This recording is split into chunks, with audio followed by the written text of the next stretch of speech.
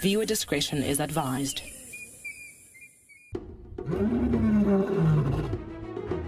This is so amazing. You can see how close he is to us. That is insane! Standing by. Hello and welcome to the Masai Mara. As you can see, I am sitting with the Sausage Tree Pride. This is Safari Live.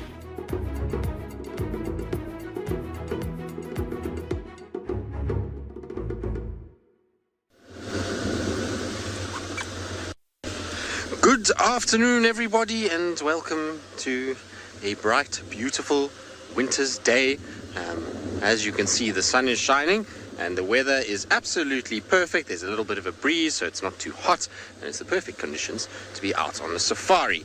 And hopefully we're going to have lots and lots of luck. But before we get into all the things that we're going to be doing this afternoon, I need to tell you who I am. My name is Tristan. On camera, I've got David this afternoon. Hello, David. And it is a very, very warm welcome, particularly to our kids that are joining us this afternoon. This first 45 minutes is dedicated to all of you guys, and so we'd love to hear from you. Remember, you can use kids questions at wildearth.tv if you want to ask any questions, and we'll try and answer as many as possible. Oh, there's some animals in front. Also, we need to say a very, very, very, very, very, very big thank you to Julie Schumann. She lives in New England and she sponsored our drive today. It's really kind of you to have done that, and you say that you've been watching for 3 years. It's been a good 3 years. I must be honest, we've had lots and lots of amazing things in the last 3 years, so hopefully you've really enjoyed it. And you say that you work in aviation and you're planning on traveling and visiting South Africa for the first time next year, if everything, goes according to plan, and the changes, that need to happen in terms of the world travel as it is at the moment.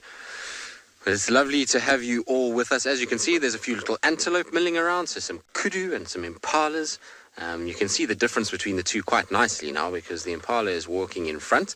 Now that impala in front, while it's not a big male, is pretty much fully grown. But you can see that it's only the size of the little baby kudus. So it gives you an idea of just how much bigger the kudus are when they're fully grown by the females that you see over there. Okay, we're going to try and see if we can find 2 leopards that were walking all over this area this morning. But while we do that, we're going to send you to Swalu Kalahari and Dylan so that he can say good afternoon to all of you. So welcome back to Swalu Kalahari. My name is Dylan, for those of you who haven't joined us yet, and Jean-Andre, my trusty steed cameraman, there he is. This afternoon we're going to start briefly with something quite interesting on this tree over here. This tree is called a camel thorn tree. It's one of the more commonly encountered species in the area, and they actually get very, very big sometimes. You can get these trees up to 30 meters, 20 meters tall, depending on what environment you're in. On Swallow, they tend to be a lot smaller. But I'll chat about the trees at another point. But what's interesting, as we drove past, we just happened to notice there are these funny little white blotches all over these branches. I'm just going to pop on the other side there. And I'm assuming those are the ones you focused on, Jandre? Yeah. Okay. These tiny little white blotches, and if you look carefully, you'll actually see there's ants on top of those little white blotches. I'm just going to put my finger there so you can see him move. There you go. There's another one. Well, you see how that little ant puts his abdomen up? So these white blotches are actually called scale insects, and they're actually feeding off the sap of this tree. And as they feed, they're actually excreting a lot of the products that they're not using, okay? And that's actually got quite a sweet taste to it, which then attracts the ants, okay? So these ants, they don't need the scale insects. The scale insects don't need the ants, but it's actually working really, really well together. So this is a nice example of mutualism where they, it's actually called myrmecophily, where the scale insects actually deriving benefit because of the ants. Murmur refers to ants. So this is pretty cool. So these little guys, so obviously any potential predator on these scale insects is going to come along, and what they're going to have to deal with, apart from spines and another tree, is a whole lot of little ants. And they're called cocktail ants. Not because you can drink them, but if you see how they just cock their abdomen up like that. And so this is pretty cool to see this. And actually, it's not something that we encounter too commonly on the trees. Not the ants are super common, and they form a lot of big colonies on these trees. If Jandre, actually, if you come in here, you'll see these holes over here. Here's ants walking along here, and holes like this. Go in there. I saw an ant coming out that hole. There you go. They're going in. There we go. See them going into that hole. So that's their nest. And sorry, Jandre, I'm going to interrupt you. Look at this bird left here. Sorry, guys. Can you find this bird? Look at that. Look at that. A crimson-breasted shrike. Yeah, and he's come right up to us.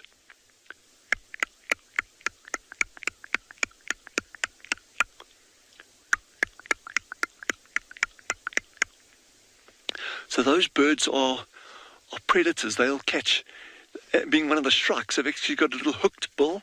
And they, apart from catching lots of insects and things, if he finds a chameleon, he'll eat it. If he finds a little lizard on a tree that can't get away from him, he'll gobble it. They've even been recorded going for other nestling birds. So I think he saw us shuffling around here, and he thought, or maybe we'll flush something out for him. That was really cool to see.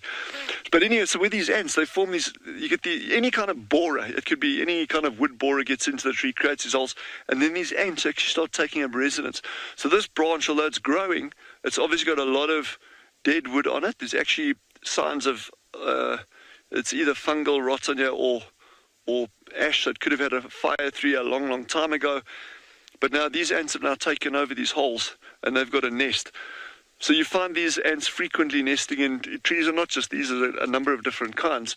But the scale insects actually aren't that frequently encountered out here. So that's pretty cool to see that. And yeah, that's a fun start to our drive. No leopards, elephants, buffalo, lion yet, but we're working on it. But this afternoon, Jandre and I, we're going to try. It's quite a warm day, but as it gets cooler, we're going to try push for aardvark.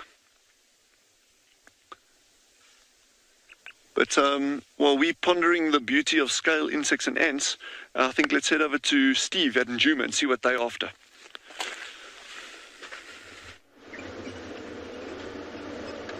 Good afternoon, everybody. Welcome to my vehicle. My name is Steve, indeed joined by BK once again, and we are very excited to have you with us. Boys and girls, jump on board, send your questions as you've been asked to do, and we're going to see if we can find a pair of leopards that was hanging around this morning. We spent all morning trying to track them, and now hopefully we'll be able to pick up on their tracks. Because the tracks went everywhere. Now, if you're not sure what I mean by tracks, it's basically footprints in the sand. Animals can be sneaky, but they leave behind signs, and that is what we look for when we look for them. So I'm working with Tristan again this afternoon to see if we can find them, because it would be very, very cool to find this leopardess with her boyfriend, to see what they're going to get up to for you this afternoon. Are you excited? I certainly am.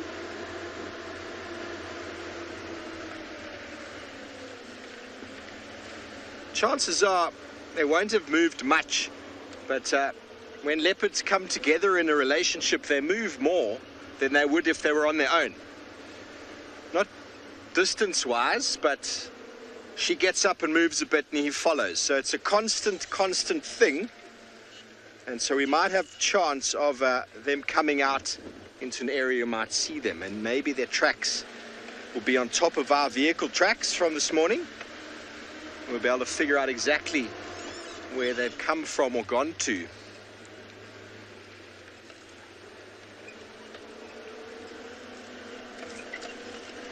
So that's our plan for now, and if that doesn't work immediately, then we'll come back after dark. So kids, don't forget you can send your questions to kidsquestions@wildearth.tv. Hopefully we can get them answered for you. Obviously your questions are important.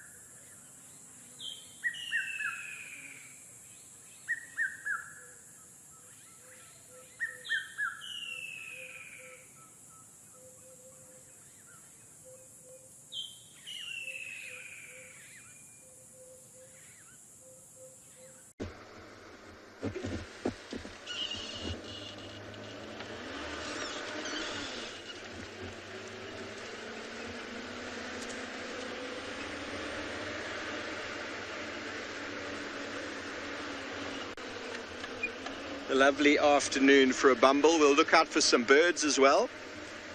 There's always birds, no matter what you do on game drive, there's always birds, and a good pair of binoculars is definitely something that if you've ever been on safari before or want to go on safari, a good pair of binoculars is an absolute must. Rather spend a little bit more than buy the cheapest things you can come across. My last binoculars I had for 15 years. And I eventually upgraded again. I've had these for about 4 years now, so it's a very long period of time.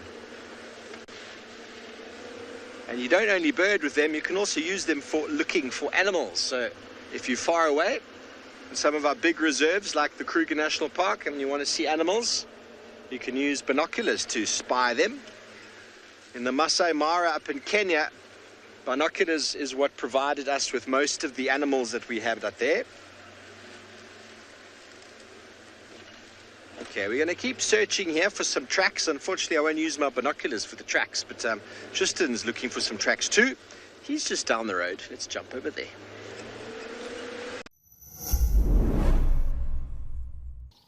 Join the Wild Earth YouTube superfan community and unlock a world of additional perks. Get exclusive early access or discounts to Wild Earth travel deals.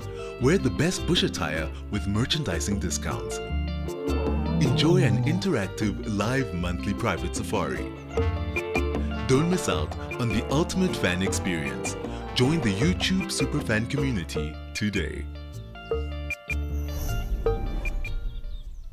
Are you ready for the adventure of a lifetime? Discover the magic of Africa with Wild Earth Travel. From a big cat safari to a jungle trek with gorillas, picture yourself floating down the Zambezi River or witnessing the breathtaking wildebeest migration. At Wild Earth Travel, we turn your bucket list into reality. Don't just dream it, live it. Plan your incredible life-changing journey with Wild Earth Travel today.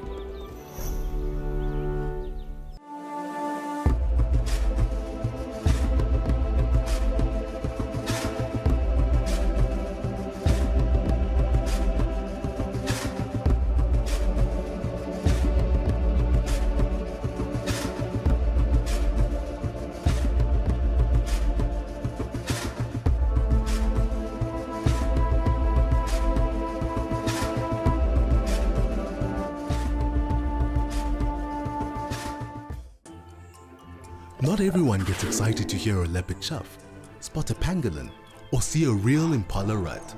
But if you are wild about the wild, you can become part of a community of like-minded nature lovers and share authentic wildlife experiences with the world.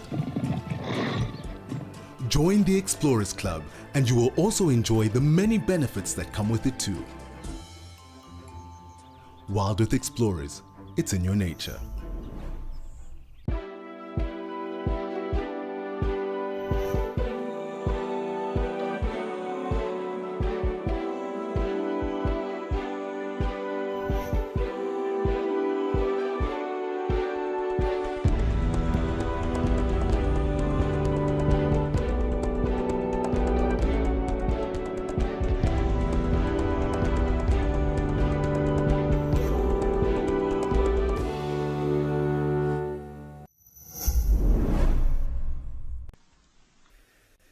Hello everybody and welcome to Ambion Phinda Private Game Reserve. My name is Jared Dupree and behind the camera we have Marcel. Wow, what a way to start off the afternoon. Kids, look what we've managed to find. Some cheetah kitties for you. So we have a female cheetah who is feeding on what looks like an inyala that she must have killed this morning. And we've just managed to count 3 cubs, everyone. Now, I can't even describe to you how happy and excited I am. This is my very first time seeing these cubs. They were only discovered about 2 or 3 weeks ago by one of the guides in this area. And I haven't been able to get here. And we got good news from one of the rangers who was in this area that he found this female with her 3 cubs. What a treat. So we're not 100% sure the exact age. Like I said, we have only just discovered them. But if we're having a look at the fact that they're eating meat, the amount of silver that they have running down their back and their spine, and the size that they are, we suspect they're probably close to about 3 months. If anything, a little bit younger than that, but maybe around 3 months. So as we arrived, we had 3 of the cubs busy feeding, and now it seems that the 2 have wandered off. They've had enough, and the mother's taking the advantage now of the cubs not feeding. You'll notice how she's using the side of her teeth, known as carnassial shears, and those act like scissors. And so she'll be cutting away at the meat with those carnassial shears, with those scissors that she has in her jaw, and then pulling the meat with her canines. How beautiful. Oh, there was obviously a little bit of interaction there between the 2 youngsters. You'll notice as she feeds, she keeps looking around. She doesn't. Oh, she's just stood up. I wonder if she's going to come and lie on the road.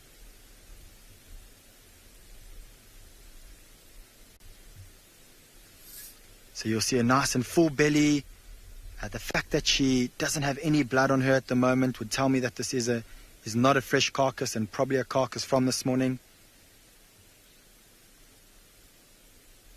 Oh, I don't know if you could hear that. She just grunted and groaned as she lay down. She just lay on that full belly and all that pressure went onto her lungs. And she went, oh.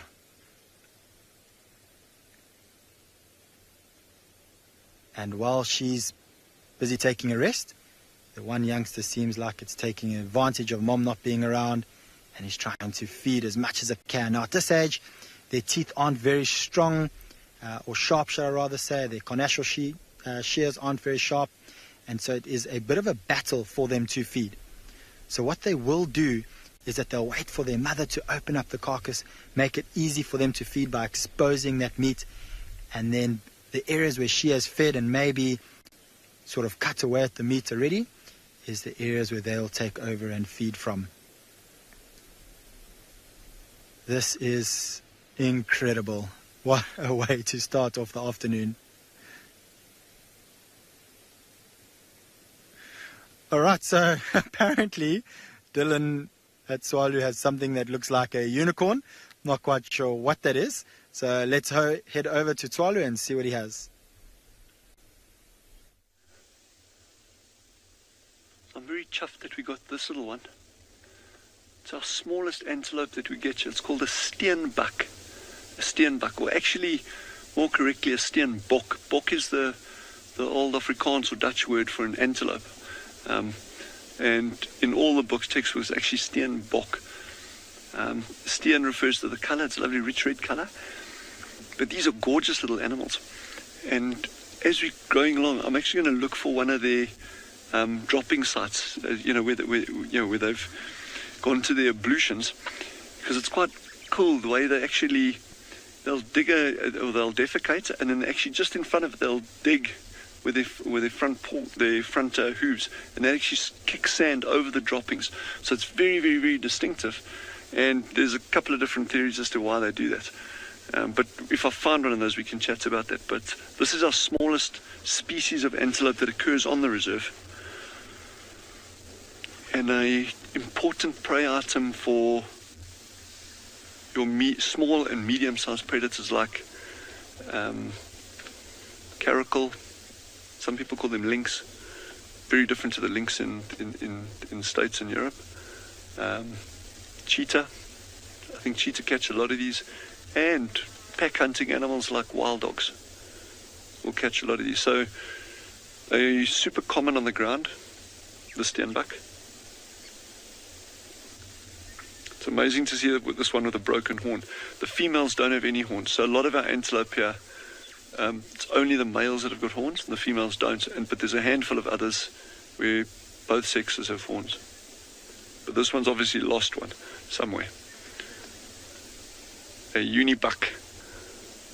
That was Jean's name, by the way, just so you know. A steen unibuck. It's a lovely sighting. And it is now South African time, 3:20 in the afternoon, and it's still quite hot. And you can actually see that these small antelope are still lying up in the shade. When we approach this area, just from seeing the scale insects just now, you actually came trotting out from behind some bushes on our left-hand side. Just trotted into the shade of this, watched us a couple of minutes, and then lay down. So it is still quite warm out here, which doesn't bode too well for my plan of trying to find an aardvark for us. But I'm not going to give up, that's for sure.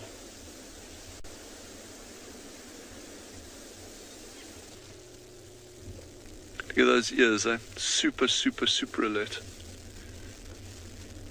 Those of you who joined us with the meerkats this morning, you just see that constant vigilance, eh? Nothing out here.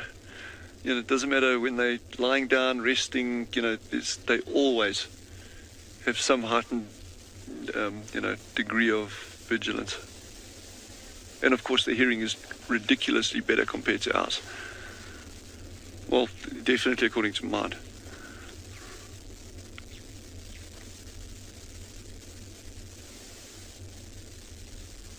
He hasn't taken his eyes off us since we've been here. He hasn't moved his head in a different direction. His ears haven't twitched. He's completely focused on us.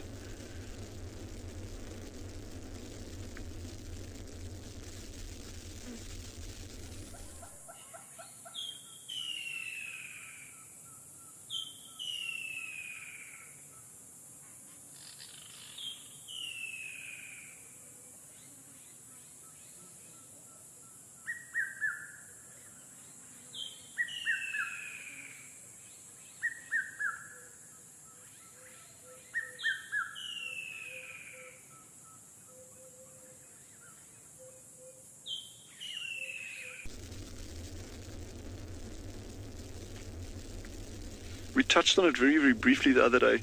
If you look at the shape of antelope horns, a lot of the antelope that have got very fancy horns, something like a kudu, with those big spiral, almost corkscrew shaped horns, those are often more for display, and they'll tussle with each other every now and again, but they're more for display. Antelope like this, where they've got these super straight horns, they're not going to get locked with another set of horns whatsoever. So these are designed for fighting. And the oryx, or gemsbuck as we call it, also long, super straight horns. Plus places like Pinda, where our colleagues are down there with Nyala. They've got those also very, very straight horns, slight curve to them, designed for fighting. So I think we're going to leave this gentleman resting up a little bit, and we're going to head on and see if we can pick up some aardvark tracks as it starts getting cooler. But in the meantime, I think head over to Ngala and see what they got down there. We should probably prepare to move fairly quickly. Wild Earth presents Safari Spotlight, your front row seat to the wonders of the wild. Join our expert naturalists each week as they guide you on an unforgettable journey through the heart of nature. Looks like this female came out here. What a privilege to be here.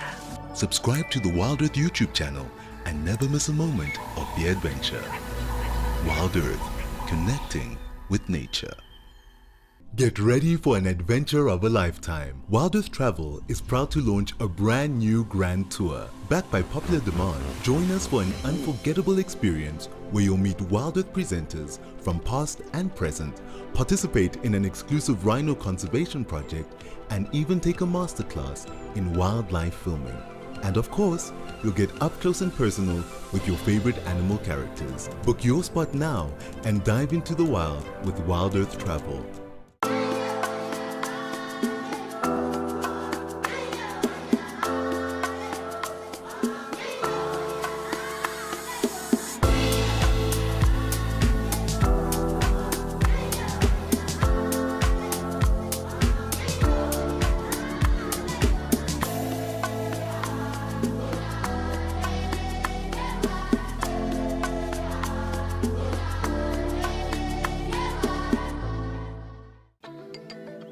Do you sometimes imagine what Wild Earth would be like without adverts?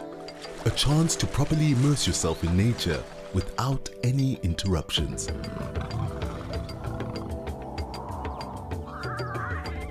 Sign up to be an explorer for a small monthly fee and you can truly escape into the wilderness. Ad-free viewing is now available on our app as well as on our website.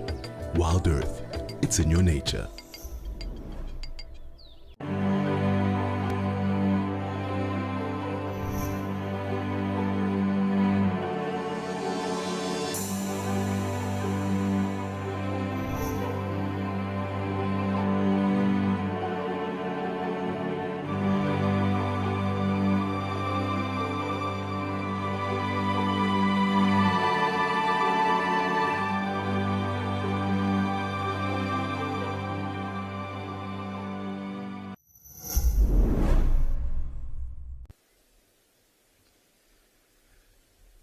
Welcome back, everyone. So in the time that you've been gone, we have been fortunate enough to have the cub come out and have a look at us. Now, two of the cubs are still lying off in the long grass, and I think it is a little bit because this is one of the first time these cubs have ever seen vehicles and people, and so they're not as used to the vehicle as what mom is.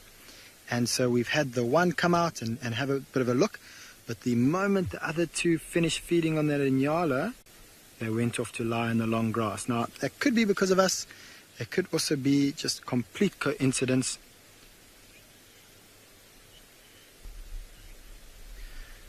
So Nika from Pretoria, welcome. That's a very good question. How old do cheetah get? So in the wild, it is very difficult for a cheetah to survive because they've got so many other predators like lions, hyenas, and believe it or not, even leopards.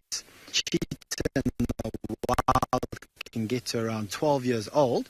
That cheetah has done very well. In captivity, they can live much longer than that, but that's because life is easy for them. But of course, we never want to see a cheetah in captivity. This is exactly where we want to see them, in the wild, doing what they are supposed to do. So you'll notice when you look at the two cheetah, we can see the mom that's closer to us. Oh, did you hear that? It sounds like a bird calling. It was just me imitating. One of the cubs was busy calling out either to the mother. There we go, you can hear it again. See how she's looking? So maybe the cub's asking mom, please come this way. I want to go feed. I want you to be nearby. or maybe it's hoping mom will respond so it knows where the mother is. Maybe with the long grass it can't see where the third cub is or its mother. She's starting to look like she might get up. Let's have a look. Although there is some flies busy frustrating her. You can see she was busy trying to flick off some flies. You'll notice that her ears are constantly flicking from side to side. And that's because little flies are busy landing on the tip. And that's one of the problems with having a dead animal around like the Signala, is it's going to attract flies. And so those flies that are attracted to that carcass will also come and hang around them. So like I was saying earlier, look at the color difference between these two. You'll see that the cub is much darker than the mother. Now about 2-3 months ago when that cub was born, it was almost completely black. Not quite, but almost completely black. And as it starts to get older, it will look a lot more like the mother is now.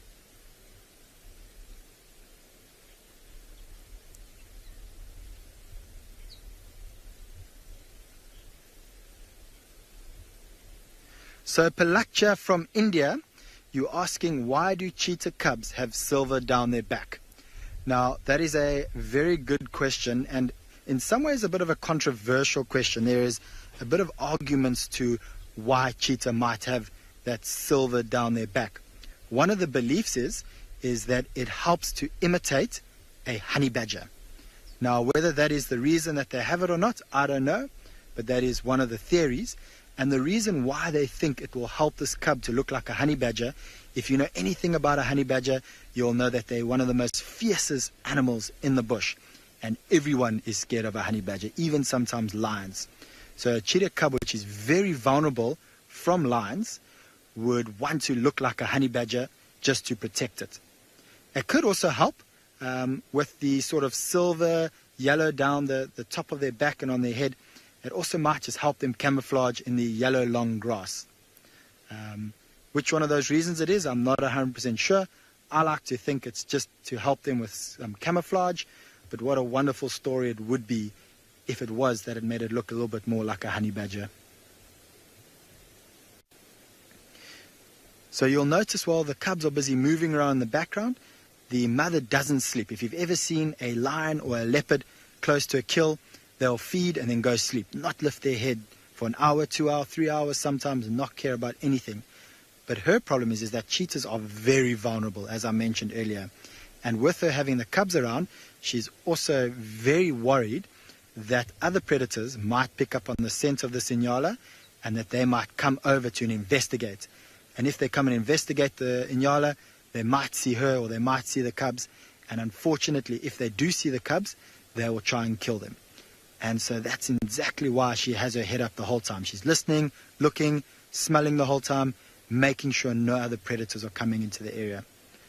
Once she is finished feeding on the Signala and once her little babies have a nice full belly, she will take the 3 of them and she'll walk as far away from this Inyala as she can, because she knows that as the night goes on, the Signala is going to attract other predators like hyenas, lions and leopards, and she doesn't want to be anywhere nearby to those dangerous animals. But there is still quite a bit of meat left on the Inyala, and her belly looks full, but I think that she's still got quite a bit of space left. Oh my word, those cubs are so adorable. Although you can't see them, you can most certainly hear them. They're busy playing in the background. Unfortunately, there is just too many trees and grass in the way to see them, but I do occasionally see the flick of the tail or them hurtling around the grass. And that high-pitched squeak that you can hear, or whistle, is them busy calling out to each other.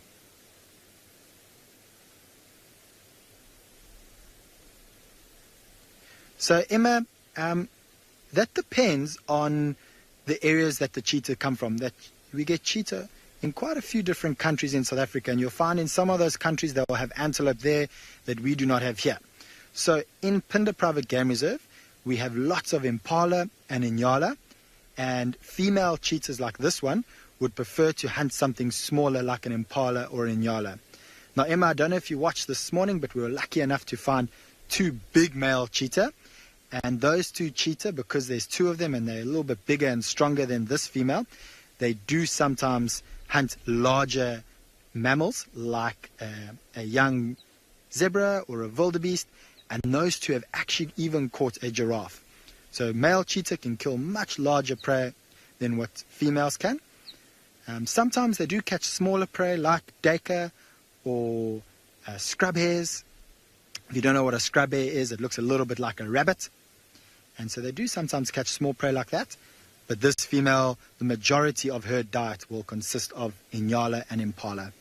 Now that is actually quite interesting because they both live in completely different habitats. Inyalas, who eat leaves, like to live in dense areas where they can eat the leaves. And so generally you would think, cheetah only hunt in open areas, so obviously they're going to hunt only impala. Well, the cheetah and pinda over the many years have learned to adapt in this environment. And they've actually learned to hunt a little bit like a leopard, to use their camouflage and their speed, denser vegetation where we have lots and lots of inyala.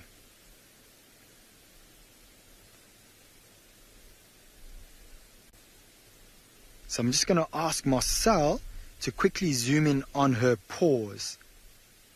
One of the fantastic things is when you can be this close to an animal, you've got the opportunity to get in nice and tight and completely viewed every bit of the cheetah. So have a look how long those feet are. And you might be able to see some of the claws as well. And her feet are specially designed just like an athlete. Just like Usain Bolt, the fastest man in the world, when he's running with running shoes on, he's got studs on, and that's exactly what the feet of a cheetah are like. Those claws are always out, and the long feet and the long claws just help them to grip in. Oh my word, have a look. The 3 cubs have just come out. Isn't that just the most precious thing you have ever seen? One thing you'll notice, have a look how short the tail is in comparison to the body length. Then if you look at the tail of the mother, she's got a very long tail. And so their tail over time is just going to grow a little bit quicker than the rest of their body. So the 1 cub's come up to mom and started to groom mom, I think hoping that mom's going to groom it. There we go, you can see mom's busy.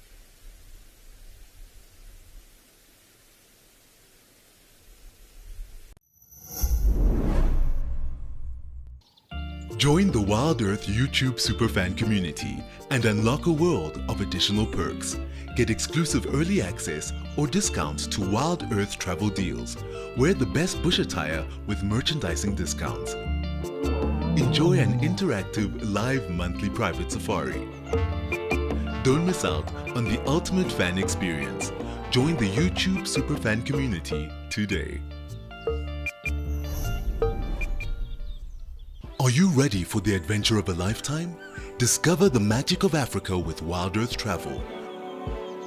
From a big cat safari to a jungle trek with gorillas, picture yourself floating down the Zambezi River or witnessing the breathtaking wildebeest migration. At Wild Earth Travel, we turn your bucket list into reality. Don't just dream it, live it. Plan your incredible life-changing journey with Wild Earth Travel today.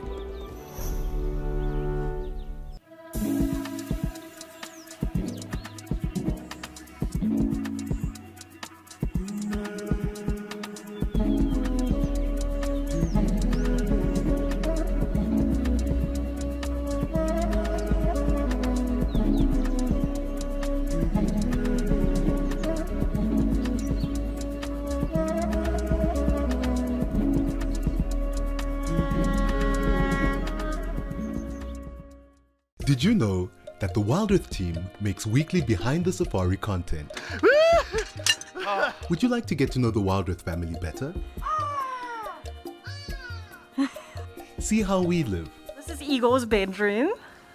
Learn about our production process. And see the antics that happen off camera. Sign up to be an explorer and you will get access to all this content and more.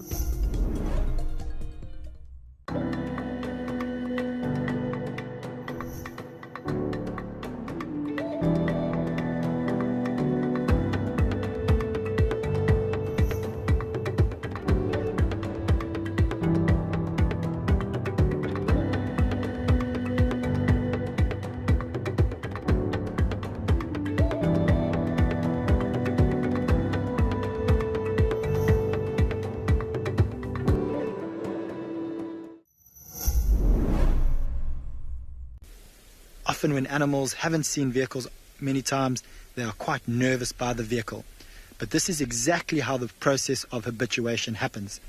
The cubs will look at mom, and they'll see that mom is not scared of the vehicle, and so then they go, well, if mom's not scared of this big green thing with people inside, I don't need to be scared of it. And that's exactly why they're not running away or feeling threatened by us at all. And as the next couple of months and years go by, as we view these cubs more, you'll see that they probably won't pay any attention to us in the future.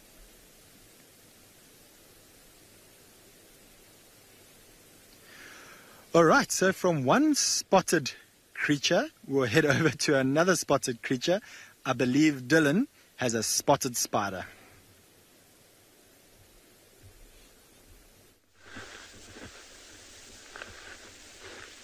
So considering the cold weather that we had last week, I'm super pleased that we found this little one. Actually, I was going to say this little guy. It's not a guy at all. This is a little lady. Actually, quite a large lady, this one. This is called a garden orb weaver. Now, our colleagues down in the Lowveld, Djuma and Gala, those Pridelands, and then up at Pinda, they've got a much broader diversity of spiders that we're currently aware of than we've got in our areas. And we've got very few large spiders out here. We've got the odd baboon spider here and there, but not that many. So this is, aside from baboon spiders, this is the largest spider species that we have on Swalu. They create these really, really big webs. Some of you may be familiar with those lovely golden strands. You know, if you've ever been with us on safari down in those areas, I'm just looking for another kind of spider that may be in here. I'm not seeing it. But yeah, so these webs are really remarkable, and I've personally seen on one occasion a small bird actually entangled in one of these webs. And the webs themselves are quite remarkable. I'm going to do my best not to disturb her, and they've got a lot of these guy ropes going out. But if you notice, I'm going to stick my finger here, and you'll see it's going to actually stick on there. You see that? Oh, she's coming down. She's coming down. Look. She's coming down. Look at her. That is gorgeous. Now she probably felt that vibration on the web. She sits there, feels a vibration. If she feels a vibration, then she'll actually run down towards it, bite the prey, and then start wrapping it up before feeding on it. But what I want to demonstrate there, and you saw a little bit how that web was sticking to my finger. You see that? There you go. And it's not because my fingers are as rough as a dinosaur's, which they are. But these threads are what we call heckled. So they actually, if you look at them under a microscope, they very, very rough and fluffy. It's almost like a piece of wool. So they're not sticky, rather than just having a lot of space for things to get gripped on.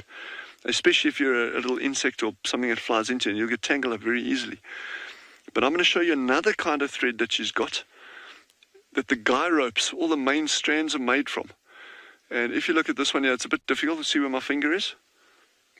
You see my finger can actually run on there. It doesn't stick at all. So these are the very strong anchor threads that they use. So spiders can spin a variety of different kinds of silk depending on what the use for that silk is going to be. She is such a beautiful, beautiful spider. And Jandra and I are both quite surprised that after that super cold spell that we had last week, she's actually even still around. A cold spell like that is not great for insect life. I'm not saying she's an insect. She's an arachnid, for those of you who just wanted to point that out there. Your arachnid, spiders, scorpions, things like that with 8 legs. But she's obviously just hanging at the top there, hoping for a prey item to come in. This is so cool that she's still out and about. I'm just trying to... the head of a toothbrush, a standard toothbrush, that's about that kind of length. That's the body length of that spider. It's like roughly about the head of your toothbrush size, give or take. So yeah, I think let's leave her to have some happy hunting, and I really hope she does get something. And I think in the meantime, head over to Taylor and see what she's got on that side. Enjoy.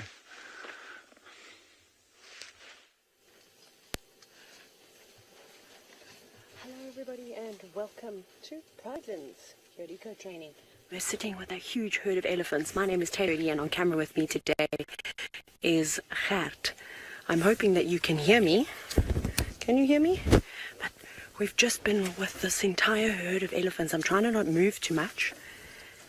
And they've been sleeping. They've literally just started waking up in the last couple of minutes, which is awesome, awesome, awesome. We're so lucky.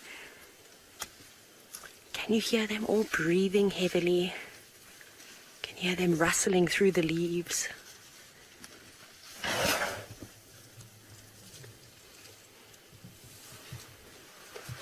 How amazing is those sounds? You could hear that one elephant, she shook her head at us. There are quite a few cows here that have got little babies, so they are going to be quite protective over them, but they're very relaxed. Like I said, for the last 10 minutes or so, they've been sound asleep.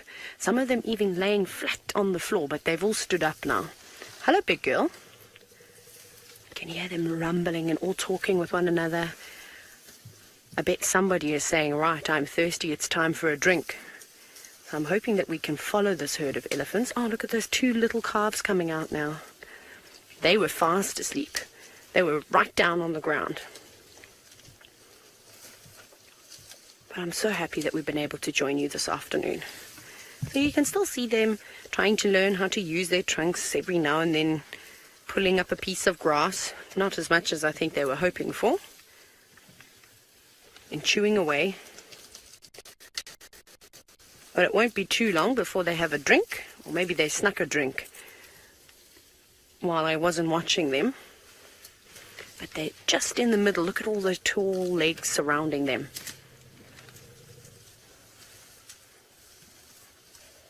You can hear all those rumbles. So that's how elephants normally will talk to one another, is through infrasounds, which is normally very low frequencies that we can't hear, and then those rumbles. Trumpeting is not normally a very, very nice sound. They'll do it to intimidate other animals, and then of course when a little one is throwing a tantrum, they definitely let off a trumpet.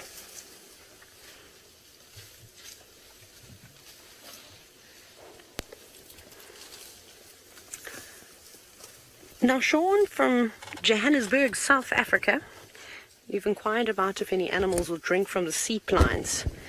Potentially, if there's any water around, but at this time of the year, coming into winter, typically we don't have any water around. Most of the mud wallows or natural pans that would have filled up during the course of the summer months have already dried out. Gert, can we look at this elephant over here? I think this is a leucistic elephant. Can you see that one? Look how interesting this is. I'm just watching all the elephants around me, but I've just noticed it might be a bit difficult for you to see. I'm so sorry, Sean, that I've cut your question short. There's a slight pink pigmentation to the eyes, and you can particularly see it when it flaps its ears quite a bit too. But look at that. And it's almost got golden eyes, just like the leucistic lions at Ngala. But this means that they can still retain their normal coloration, but they might just have lighter eyes, they might have sort of patchy skin. But it's like if you get a leucistic leopard, for example, or strawberry leopards, they're much lighter in color, but you can still see that they've got spots. And maybe the guides at Ngala will be able to find the Birmingham Pride, which has got leucistic lions, and they can show you how even the little black patches on the back of the ears are still there. They're just not very dark. They're not black like a normal lion. But this is super special, and it's a young bull. This is awesome. We should probably prepare to move fairly quickly. Wild Earth presents Safari Spotlight, your front row seat to the wonders of the wild. Join our expert naturalists each week as they guide you on an unforgettable journey through the heart of nature. Looks like this female came out here. What a privilege to be here. Subscribe to the Wild Earth YouTube channel and never miss a moment of the adventure. Wild Earth, connecting with nature. Get ready for an adventure of a lifetime. Wild Earth Travel is proud to launch a brand new grand tour. Backed by popular demand, join us for an unforgettable experience where you'll meet Wild Earth presenters from past and present, participate in an exclusive rhino conservation project, and even take a masterclass in wildlife filming.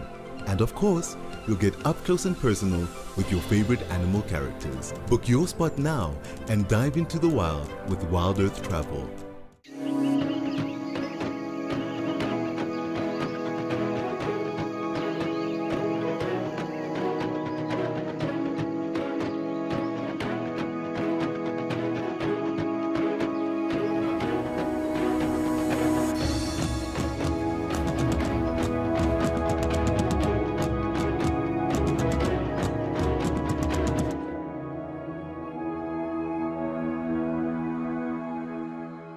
Stay up to date with the latest happenings at Wild Earth. Discover what goes on behind the scenes and get a weekly recap of the best moments on the channel. He's got it! And he's straight up a tree! Sign up to be an explorer and receive our newsletter written just for you and sent straight to your inbox every week. Wild Earth Explorers, a club for people who are passionate about nature. Thank you for joining us and have a fantastic morning.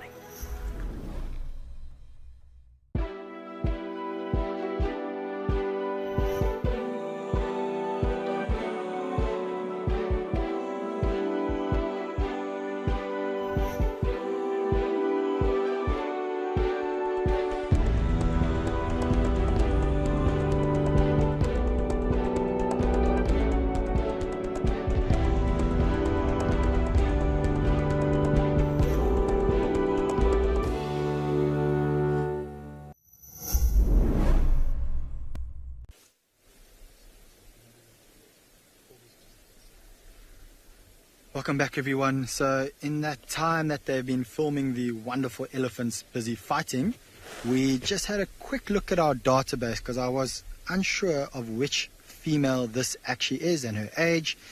And what is very exciting is that this is a very young female. She's just under 3 years old. So this is her very first litter. And she's actually doing a fairly good job for her first litter. So although we saw 3 now, we do think that she gave birth to 4, because when we did see her, or when she was seen 2 weeks ago, there was 4 of them. But unfortunately at the moment there is only 3. Now that doesn't mean that the 4th one has been killed. Sometimes they do get separated. We have seen it before. A cheetah that we had early on in the year, we still have, but a cheetah that we saw early on in the year at one stage lost 2 of her cubs, and about 6 days later she managed to find them. And sometimes what will happen is when a predator like a leopard or lion comes in and chases them, the cubs scatter in all direction and might get lost for a couple of days, and while she's busy walking around calling out to them and finding them, it might take her a while to find them again. So maybe that's what happened. Let's cross our fingers and hope that that 4th cub is just lost.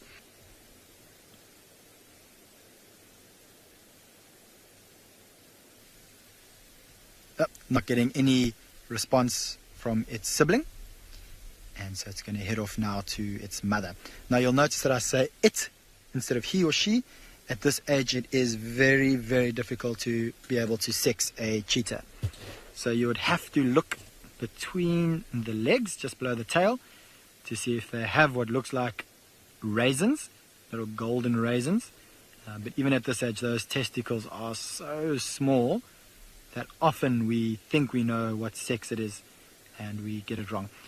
Around closer to probably about 5-6 months, those testicles should be large enough for us to be able to confidently confirm whether it is a male or female. But we do hope that all 3 of these youngsters are females, because the more females we have, the more cubs we're going to have in the future, and therefore the population of cheetah here on Phinda Private Game Reserve will only increase. For those of you who have been to Phinda before, you will know that we have usually have a very healthy population of cheetah.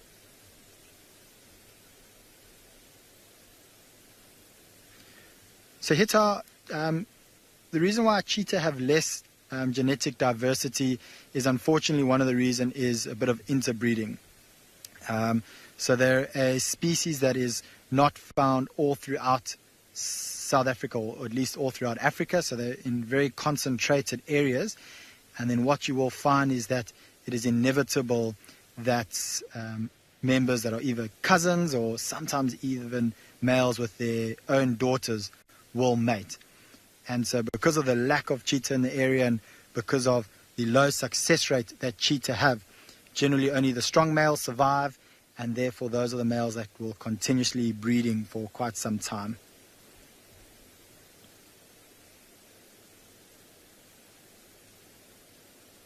Now if we had a directional microphone, we might even hear these cheetah purring. Often when they're grooming like this, and they're being affectionate towards each other, you'll hear a bit of a purr. I'm all sure you know what a purr sounds like, but as you know, I like to try and demonstrate the sounds that the animals make. So they go. Oh, the one cub's busy suckling. Now I don't know if you noticed, just before that cub suckled, she has 8 teats, and all 8 teats have been suckled on recently.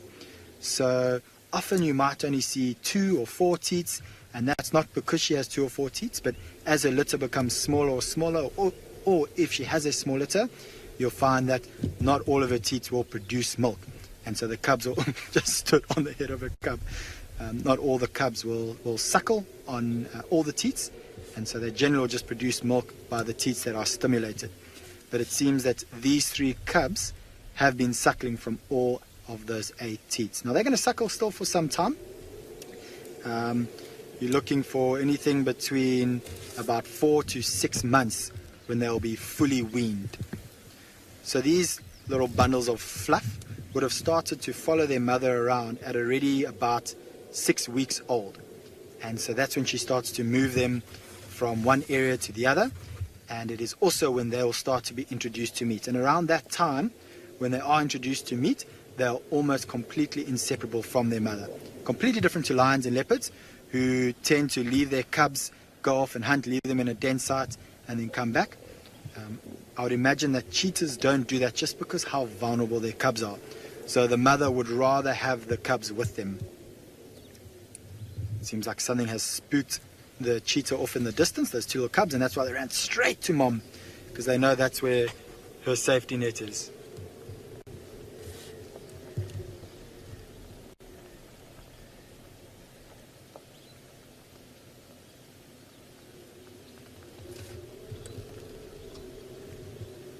That's what it is. There is a vehicle that's coming down the road, and that's probably what you can hear as well. And that's exactly what these 3 cubs have heard. So like I said, they're not too used to vehicles yet.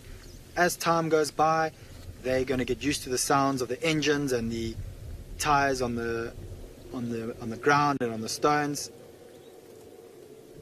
But for now, these are all sounds that are new to them.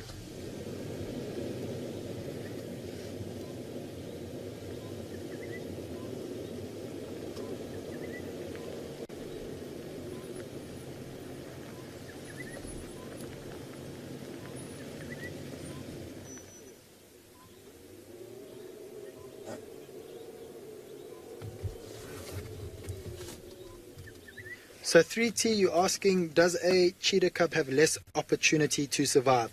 Now, I'm not sure if you're comparing that to other species or particularly lions and leopards, but yes, unfortunately it is the case. Of all the large cats, all the large predators, cheetah's cubs are one of the cubs that, or they are the species that do have the lowest success rate at survival. So generally in a litter of 4 or even up to 6 sometimes, if 1 or 2 survive to adulthood or sexual maturity, they have done very well.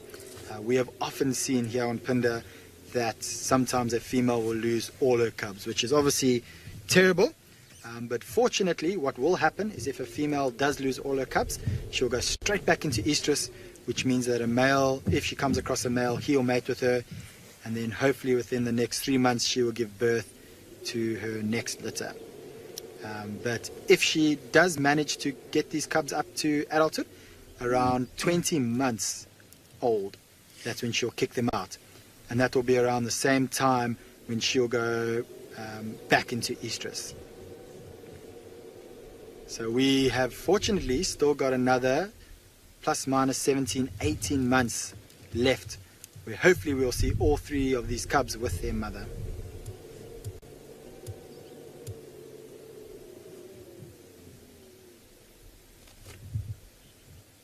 Right, so we're going to head over to Steve at Juma. Apparently he's got a tricky view of some antelope.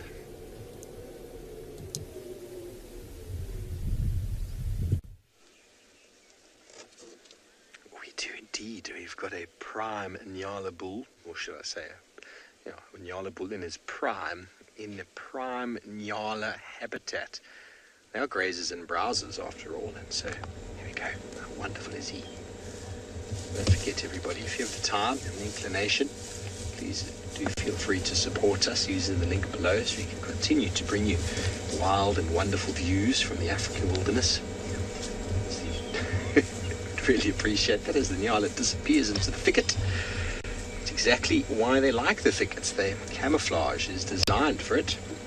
Disruptive markings. And off it goes. Okay, well, we're going to carry on.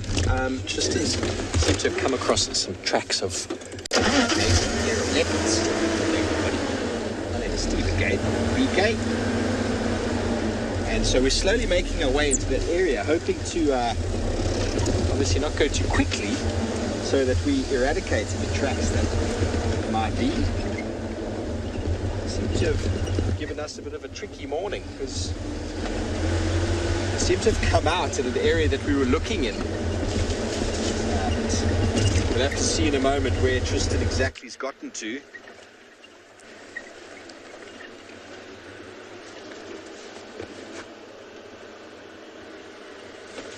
It is beautiful, beautiful light. It's just a little bit too bright to see too deep into the bush. But I love these winter days.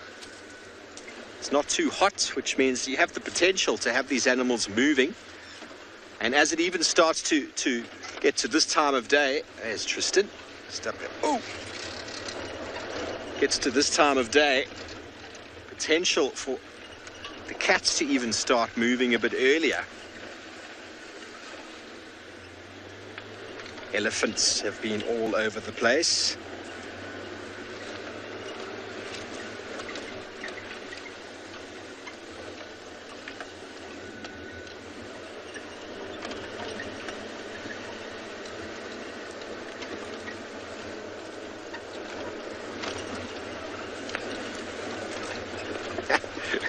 Traffic jam.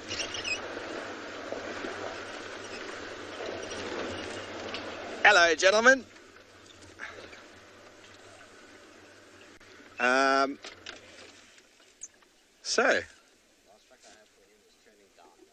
Okay, I didn't see anything on the road itself, so. I think she carried on and he's come back, but there's obviously Tunny and Cubs tracks mixed in with. Yeah. Yeah, so it's all right, man. I'm going to head up to Buffelshoek. It sounds like a female has popped in on the north there, unidentified, but relaxed, and she's disappeared into the thicket, but I don't know who it is. Yeah. They said they were tracking them, and then I asked who, and they said, no, we can see her. So let me go there quickly, and then I'll come back around this way on Drakensberg. Okay, keep us posted. Thanks, bud. It's a tricky time of day for the it's a nice time of day for track. It's not as easy as it is in the morning, but if we missed anything, we might pick it up now. But the chances of a normal lion or leopard in any situation moving at this time of day is a little bit limited. But as I said at the beginning of drive, a female and a male in a mating relationship definitely will be moving. Might not be far, but they could come onto the road and then back again, back on the road. Nothing to think about for themselves except for their partnership for the time being. They might go and drink, but that's about it. So I did a report just now on the radio about a leopard that came in from the north. No one, well, the gentleman with with it, was not able to identify her. I've got a feeling it might be Tlalamba. I did ask for a spot pattern, but I haven't heard back, so we'll just continue up here, but obviously also still nice and steady, so we can check the road. Okay, so I didn't quite get the link there, but I'm linking across to somebody. I have no doubt they've got something wonderful to show you.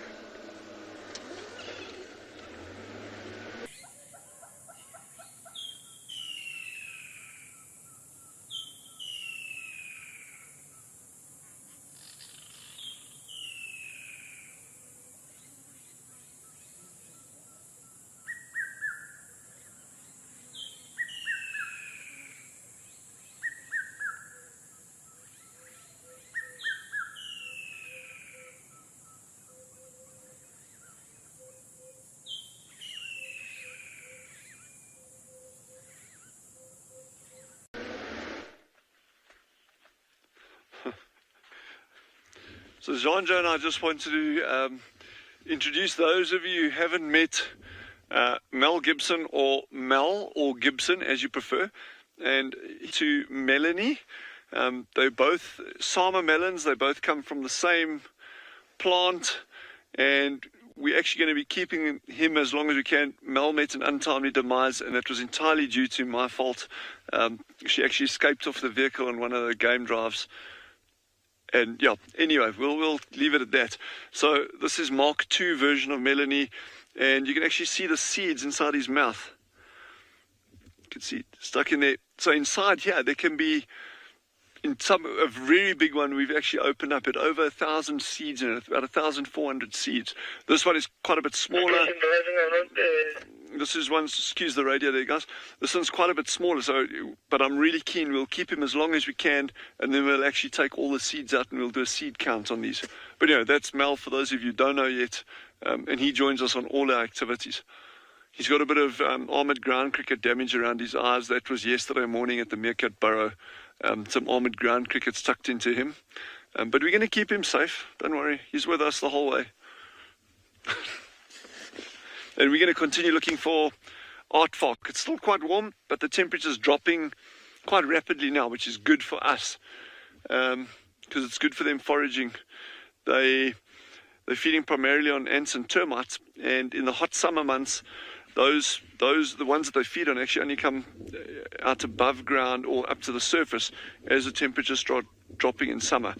And because of that, late in the evening when the temperatures start dropping. So you're only starting to see aardvark pangolins late at night in the summer months. But now as the temperatures are cooling down, these ants and termites actually start coming to the surface. The UV rays now, the sun's quite low on the horizon in winter months down in where we are. So these species can actually tolerate these low light levels, start coming to the surface early and early in the afternoon, and aardvark pangolin, and also aardwolf. That's another very, very special species if we can find one for you. But we're going to keep looking. We're not going to stop as long as it takes. But as long as you're with us, then we're happy to carry on.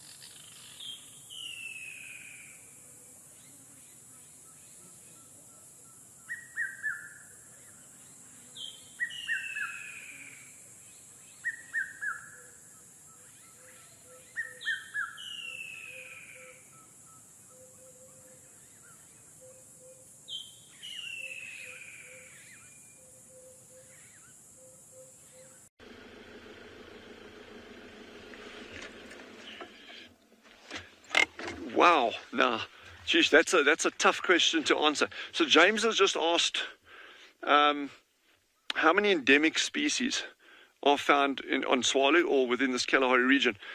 Why I say it's a tough question is, if I'm looking at plants alone, just on Swalu, okay, we don't have any plants that are endemic to Swalu and found nowhere else. So for those of you, in terms of terminology, you'd like to know, endemic means it's only found within a certain area. So you can get a plant that's indigenous to South Africa, but it's found right across the whole country. But then a plant that's endemic to South Africa, or a plant that's indigenous and endemic. In other words, it's found the whole of Southern Africa. You'll get it South Africa, Botswana, Namibia. But a plant that's endemic to South Africa, it means it's only found in South Africa, nowhere else. You can also get plants that are endemic to a particular region within a country. So, and some of them are super restricted in terms of range.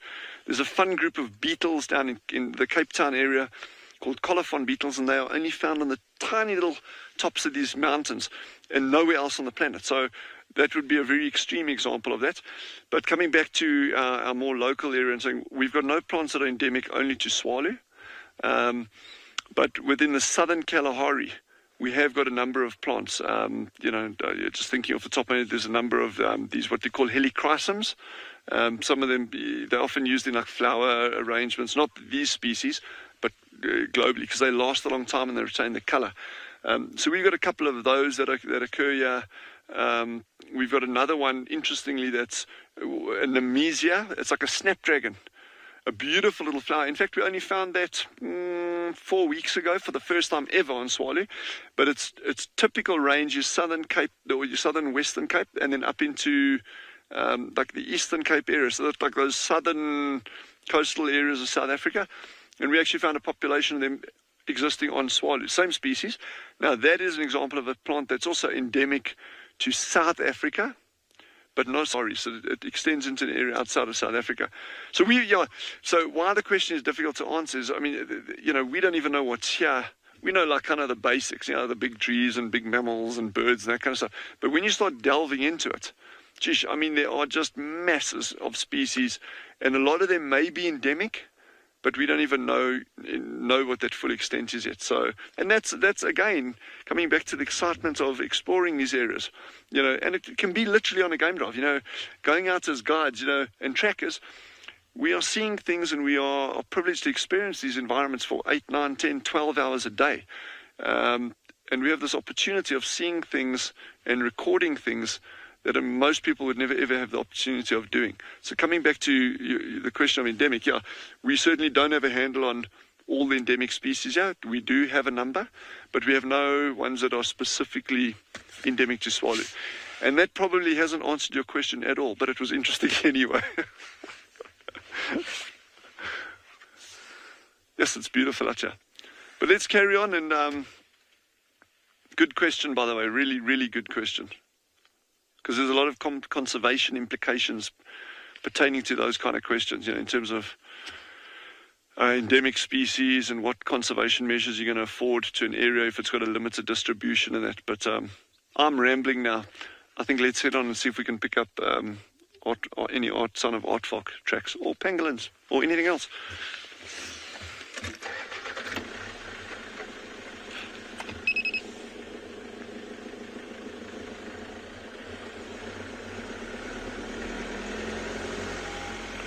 I'm just avoiding an armored ground cricket that was walking in the road.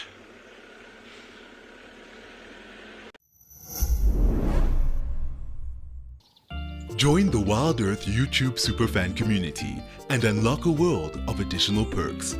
Get exclusive early access or discounts to Wild Earth travel deals.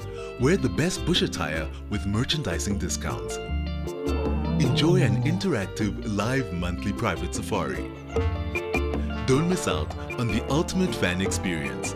Join the YouTube superfan community today. Are you ready for the adventure of a lifetime? Discover the magic of Africa with Wild Earth Travel.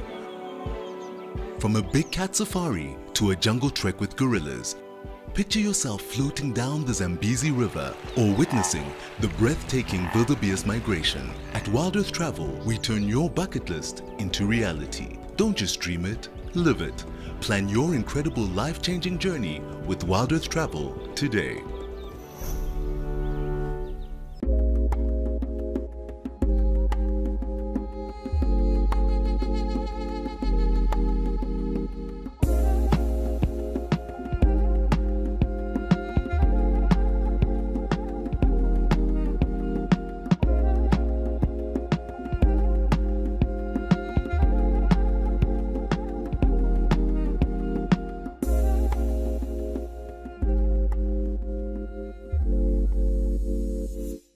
Chatting around a fire is an ancient practice that has connected humanity for centuries, and we want to keep it alive in our modern age. As an explorer, you'll have access to intimate gatherings with our naturalists, fascinating guests, and experts where we share knowledge, insights, and stories around a crackling fire. Rediscover the power of connection. Sign up to be an explorer today and experience the magic of Wild Earth's Fireside Chats.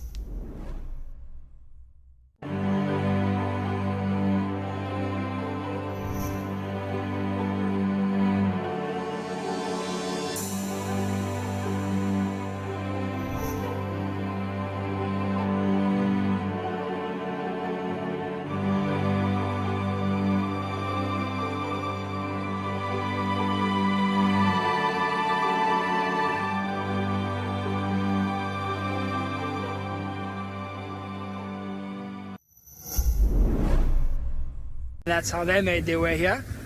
But since we've been incorporated into this greater area of conservation land, you're not allowed to bring in and plant and place and change things like that. So luckily as well, everything here is natural, which is really fantastic. The fact that it is like that and it is protected as much as it is, which means it should stay this way for hopefully hundreds of years. To have an area this sort of size, if we take the size of Ambient Ngala and the Timbavati off our west and that whole hundreds of areas off to our east, you're looking at over 2.5 million hectares of protected land, which is phenomenal. You know, in hectares, that is probably around 4 or 5 million hectares of protected land. Acres, which is incredible. It's fantastic. It allows us to do this, to take you on drives and hopefully find you animals that we're not doing at the moment. But you know, everything like that. It's on a side note, so we're slowly making our way back towards the lions. So there's this area here, off sort of in front of us, off to the right, that the lioness gave birth to those 2 young cubs that we all are so fond of. It was inside these trees. This is where she had her first den, just on the other side of the river. She had it there. And then she moved them up and down this section of the river. And if you're all tuned in, maybe, 12 days ago, we saw that big long walk that she did with her 2 cubs. That was all the way across these trees here. And then you'll see now where we're going, sort of where they are now, is a great distance. And it's been so fascinating to have all of you and do this journey with her, from the dens, the movement to the new dens every time, and the progression to now being part of the pride. It's special stuff. It is very special stuff that we are allowed to do because of all the protected land. Again, it's very noisy. Franklin's over there.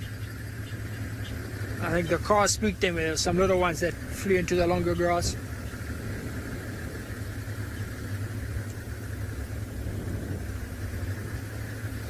So, as I said, we're making our way towards those lions. Temperature's dropping very, very quickly.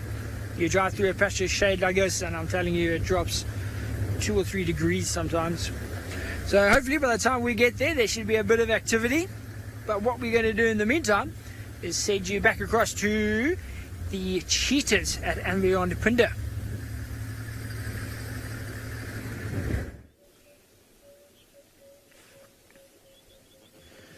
So not much has happened in the time that you guys... you've all been away listening to the wonderful stories of the endemic animals at Tswalu and Ngala. Although, as I say that, the one cub must have heard me say, well, not much has happened. It's like, well, I will show you. And it has decided to suckle. So at this age, getting a very good mixture of diet between the extra bit of proteins and fats from the milk and calcium, and then obviously the proteins from the nyala that they're busy feeding on. And this type of feeding behavior of suckling and eating meat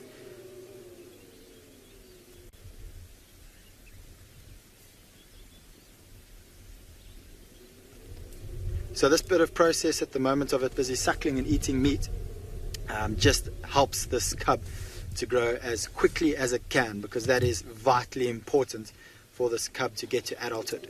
And the more that it eats and the more that it suckles, the quicker that it will grow.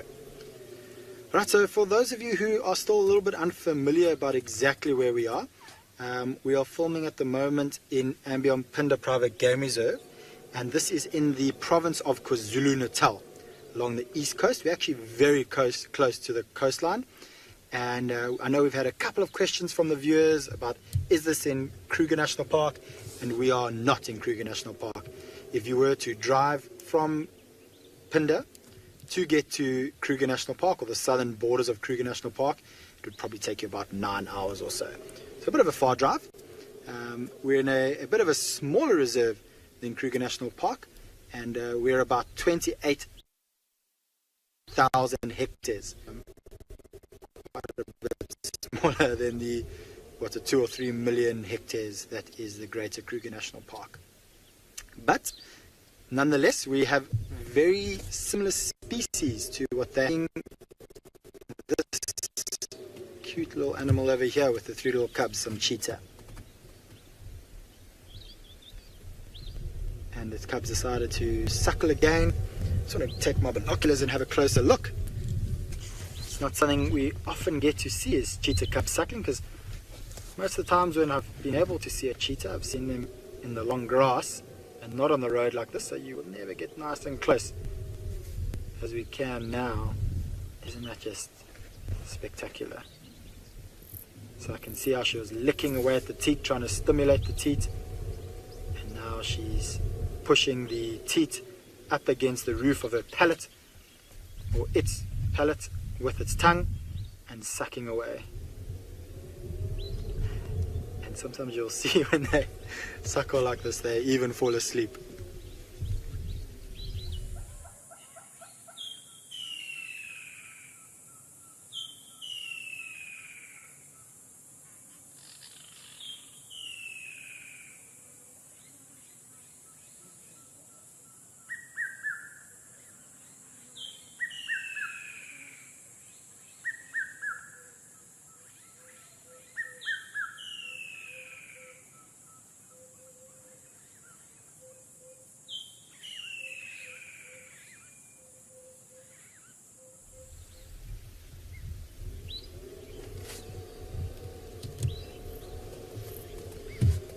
So the FC is asking if cubs have a specific teat, like they say, okay, teat number 1 is mine, teat number 2 is yours. No, they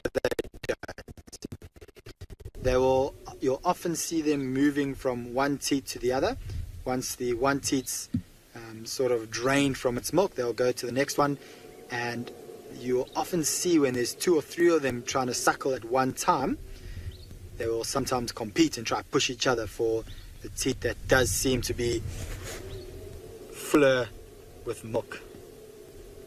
So if you have a close look, I'm just going to ask Marcel to zoom in on the teats. You'll notice that the teat that you can't see the teat that the cub's busy suckling on at the moment, but the one to the left, and there's another one to the left. So there's 2 to the left of the cub. Those are very exposed. And then the 4th teat, which you can't really see because there's quite a lot of hair around it, is a teat that probably doesn't have much milk, and so that teat they very seldom suckle on. You can see that there's almost no suckle marks, whereas the other 2 teat and the teat that the cub's suckling on, and also on the other side of those teats there will be 4 more teats.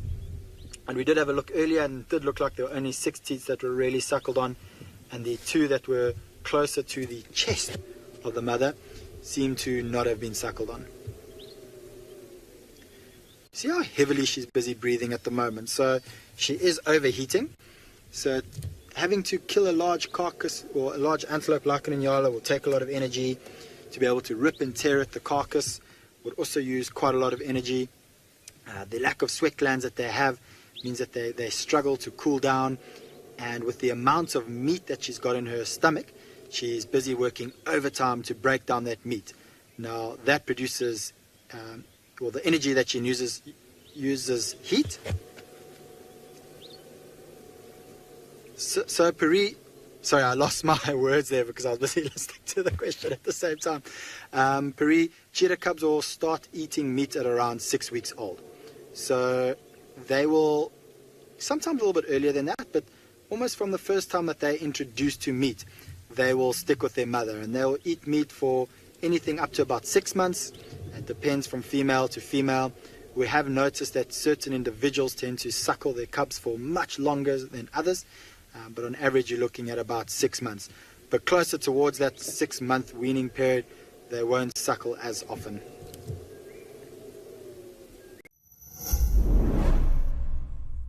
We should probably prepare to move fairly quickly. Wild Earth presents Safari Spotlight, your front row seat to the wonders of the wild. Join our expert naturalists each week as they guide you on an unforgettable journey through the heart of nature. Looks like this female came out here. What a privilege to be here. Subscribe to the Wild Earth YouTube channel and never miss a moment of the adventure. Wild Earth, connecting with nature. Get ready for an adventure of a lifetime. Wild Earth Travel is proud to launch a brand new grand tour. Backed by popular demand, join us for an unforgettable experience where you'll meet Wild Earth presenters from past and present, participate in an exclusive rhino conservation project, and even take a masterclass in wildlife filming. And of course, you'll get up close and personal with your favorite animal characters. Book your spot now and dive into the wild with Wild Earth Travel.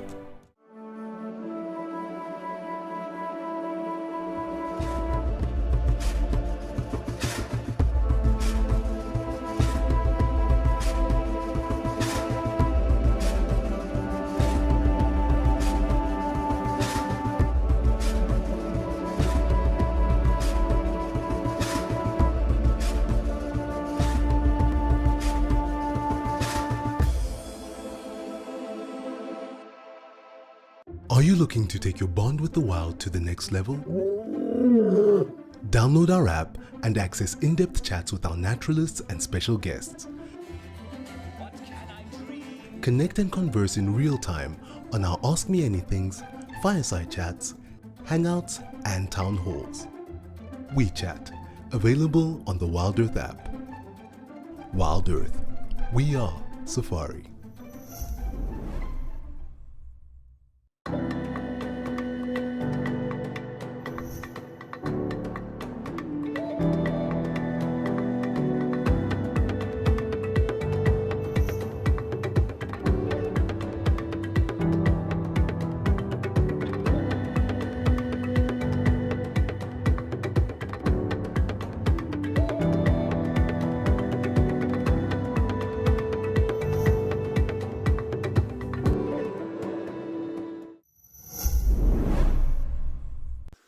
Can't claim that one. Oryx bull, Gemsbok bull. Somewhere in there he is, hiding behind those trees. And we obviously have the advantage, you know, of being able to say it's a bull just purely because he was a little bit closer to us earlier. So we had a good look at him, so we could see the undercarriage, as well as your females. Aside from going in large groups, they've also got much longer, thinner horns, whereas the males tend to have these slightly shorter, stubbier horns. Don't laugh at me, Jandre, with my language. And it's difficult if you don't have a male and a female next to each other to decide, okay, well, that's a male and that's a female, because then you can obviously easily compare them. But seeing them at a distance like this, you know, we can see clearly that it is a male, short thick horns, and also the one horn is actually broken off, actually worn off. It looks more like the tip is actually broken off, which could very well have been in a fight. You know, the horn closest to us on the left-hand side.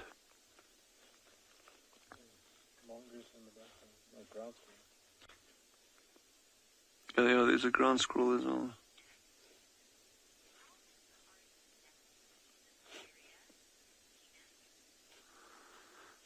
Sinek, that's a great question. I was actually, before answering it, I was actually hoping that we'd get a nice super close-up view of an oryx, because then it becomes really obvious. So that oryx has a lot of adaptations for these arid areas. And just to highlight the extent of the aridity that they can actually tolerate before I go into it, is I've been very, very fortunate being up in Namibia, you know, looking at the dune fields from the air once, and just seeing every couple of dune crests, there's this oryx bull standing up there. You'll find these, and as far as you can see in every direction, it's just sand and rock and incredibly sparse patches of grass. So the landscape, the semi-arid savanna that we're seeing them in here is like a lush oasis compared to those areas. So they have this incredibly high tolerance, and they're not the only ones that have it, but there's a very special mechanism called carotid rete that's found in a number of them. Wildebeest is another example that just comes to mind off the top of my head.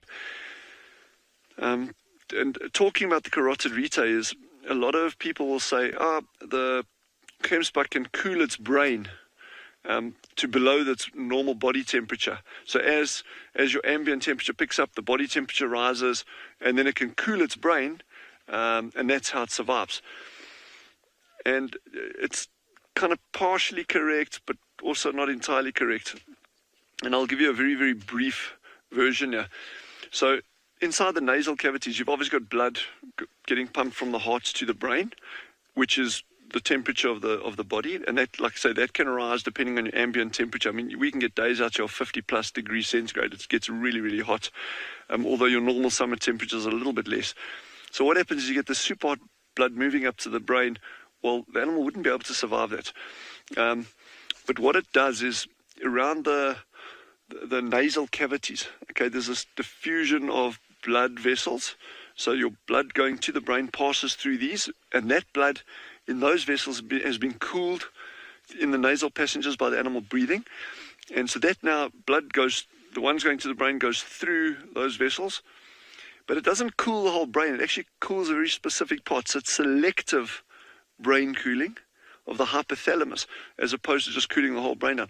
The hypothalamus is what cools the animal's reaction to high temperature, or alters the animal's reaction or behavioral traits to high temperatures. So in other words, if the hypothalamus starts detecting, whoa, okay, I'm getting really hot here, it's going to cause the animal to start panting, as one example. So if the animal's panting, it's going to start losing more water. Okay, so what this does, this system like just short circuits that hypothalamus. It tricks the hypothalamus into thinking, well, actually, it's not that hot, so I'm just going to stand, I'm not going to pant. Yeah, I might amble over, move into the shade, or not even bother moving into the shade. I just don't pant as much. And that is one of the key things there, because an animal that's panting is losing body moisture. The moment you're losing body moisture, immediately the entire system becomes compromised. And that's where the problem sets in. So this is a very, very neat little trick. It's selective brain cooling. Right, so we're still on the tracks for this male and female. They've walked everywhere, and it's been really complicated following them. Unfortunately, I must be honest, Steve and I made a mistake this morning. We did not do our due diligence when tracking. We didn't do it properly, and we both turned too early on the tracks, and they came back out on the road, which is our naughtiness. Slap on the wrist. But they've walked all the way, and the problem why it's complicated is because it's now Tandy and Cub tracks from yesterday, in the male track, the female track, and she's going back up and down. So you've got, in some places, 6 or 7 leopard tracks walking down the road, and you times that by 4, so it's a lot of footprints going up, down in all directions, and especially because, you know, whenever a female follows a male, there tends to be a lot of zigzagging that takes place. So it's been a bit of a struggle, and last tracks we had were kind of coming northeast towards Buffelshoek Dam. So I'm wondering if this female that was spotted at the dam just up ahead here is going to be maybe Shadulu. And so it's worth just heading in that direction, just seeing if we can maybe get a view of this leopard. Steve is checking the boundary to make sure they didn't go out east, because their general direction was east, but there's also some elephants behind me. So let's stop and have a look at those, because elephants are always nice to look at. Hello, elephants. Sorry, David, I know it's not a great view for now. We'll get a better view shortly, I'm hoping. But there is a few ellies that are in the bush at this stage. It's been a lot of elephants in the last 24 hours. And why I was quite excited about the tracks that we had this afternoon is because the male and female tracks that we were following were on top of a lot of the elephant footprints that were on top of some of the tracks that I saw this morning. So it had to have walked a little bit later. And so I was kind of excited that we'd pick it up. But unfortunately, another vehicle was drove in front of me and cut the tracks as well. So it's going to make life also difficult as when a vehicle's driven over them to see where they go. But hopefully, if we just hang around in the area, we'll get some sort of audio. And it explains why we might not have heard anything this morning, is because we might just have been in the wrong geographic location, so in the wrong area code, so to speak. But these Ellies, I'm sure, have just come from Buffelshoek Dam. We're really not far from there at all, and they are enjoying a nice afternoon snack. Kind of moving down this drainage line is the perfect place for them to be able to feed. And if they haven't come from Buffelshoek Dam, then they've come from the Mulawati drainage, where they've been basically digging for water. And that, that's where they get the water that they so require. Now, I believe Julie, who sponsored our drive today, was looking for Ellies, and so I'm glad that we've managed to find some for you. The Ellies have arrived. I'm sure there'll be some Ellies that will go down to the various water holes. It's been a warm afternoon, and the little breeze that was blowing earlier has completely dropped, and it is now very, very still and quite warm actually for this time of the year. And so I suspect that you're going to find these elephants slowly but surely moving their ways towards bigger water points where they can maybe have a little splash or a drink, and then kind of feed their way into the night. It should be full moon again. Unfortunately, where the Ellies are heading is not going to be great for us, because one is very, very thick, and two, it goes down a little bit, and it's a notoriously difficult place. So we can get a bit. And while I do that, I'm going to send you to Swalu Kalahari. I'm not 100% sure what they've got, but I think it's Rebecca's favorite. In that gap, you see it? Just keep going there, keep going there. Okay, Join the Wild Earth YouTube Superfan community and unlock a world of additional perks. Get exclusive early access or discounts to Wild Earth travel deals. Wear the best bush attire with merchandising discounts. Enjoy an interactive live monthly private safari. Don't miss out on the ultimate fan experience. Join the YouTube Superfan community today. Are you ready for the adventure of a lifetime? Discover the magic of Africa with Wild Earth Travel.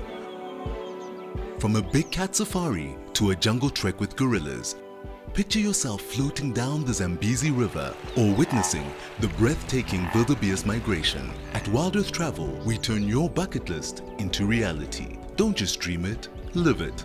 Plan your incredible life-changing journey with Wild Earth Travel today.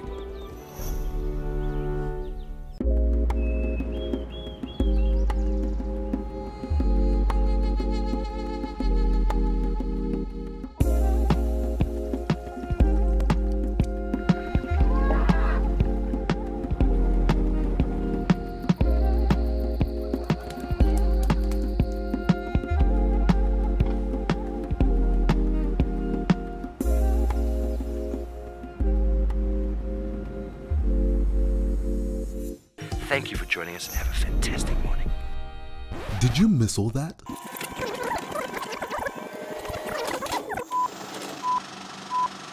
Never fear, you won't have to miss another beat on Wild Earth again with our Catch-Ups channel,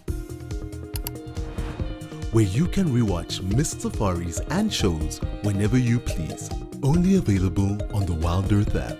Thank you for joining us and have a fantastic morning.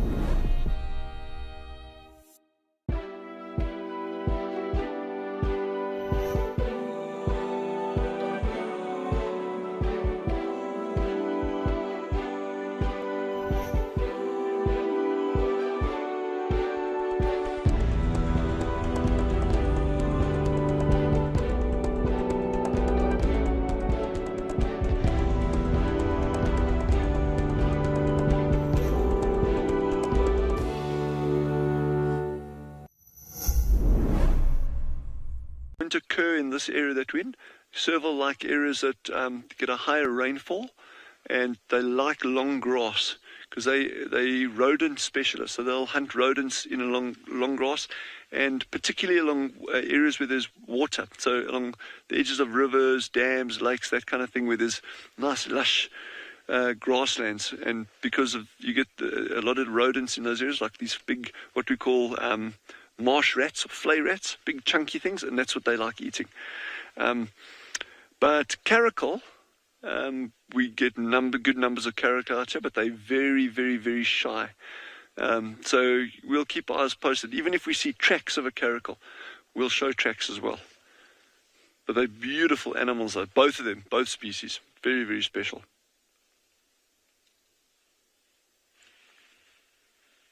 Oh, it's a magical afternoon out here.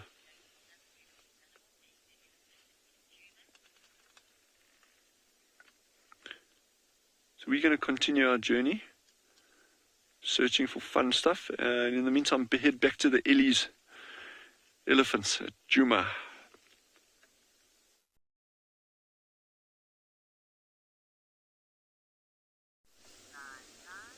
Hopefully you will find lots of interesting things on your journey up ahead, Dylan. As you can see, we've positioned ourselves a little bit better, and there's some absolutely beautiful light behind these elephants. There's a lot of bush, but there's also this late afternoon light, and it's nice in this particular area because you've got light reflecting off a bit of greenery, and that's fast disappearing in many respects. David, you're right there. Yep. Oh, I thought for a second you might have fallen off the car. I was a bit worried. I was very concerned, but David's fine, everybody, don't worry. David just had a whoopsie in the back there, dropped something. Camops often have all kinds of clutter at the back, like guides do as well, and so often you see them dropping things exactly like how we do too. But as I was going to say, it's nice to see a bit of green, because obviously going into winter now it gets brown and drab, and it's not nearly as pretty when the light hits the brown stuff as it does the green stuff, particularly if you can get an elephant kind of in amongst it and naturally framed by the trees. It's always really a nice kind of image that you can get out of it. So I'm glad that we're in a place along a drainage line where there's a little bit more greenery, and certainly makes for a pretty afternoon scene. If the elephants would just come out a little bit, it would certainly make my day. They're still hiding ever so slightly. They'll eventually make their way past us. We're kind of roughly in their feeding path. They're a little bit sort of further south than we are, but they should pass in front quite nicely at some point. I believe Steve is calling me. Go ahead, Steve.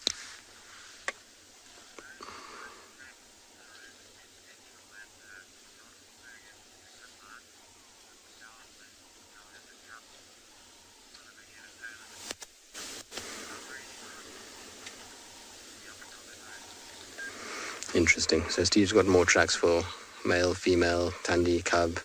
So I wonder if maybe they followed Tundi and Cub's tracks a little bit, and then she definitely went into Torchwood, but the two of them might be on Chidakatla. Now, a lot of you might be wondering what is going on, why Shidulu would be moving all the way to the east like this, and will it be dangerous for Tundi's cub, and will Mulawati be dangerous, and all these kinds of things, and I know a lot of you are concerned about all of that and are confused by it. So when a female leopard mates with a male, often she will cross multiple territories in order to mate with that male. Now what she's doing is she's going to vocalize on the fringes of her territories, and that's going to attract the attention of a Mulawati in this case, who's a fringe male for her core territory.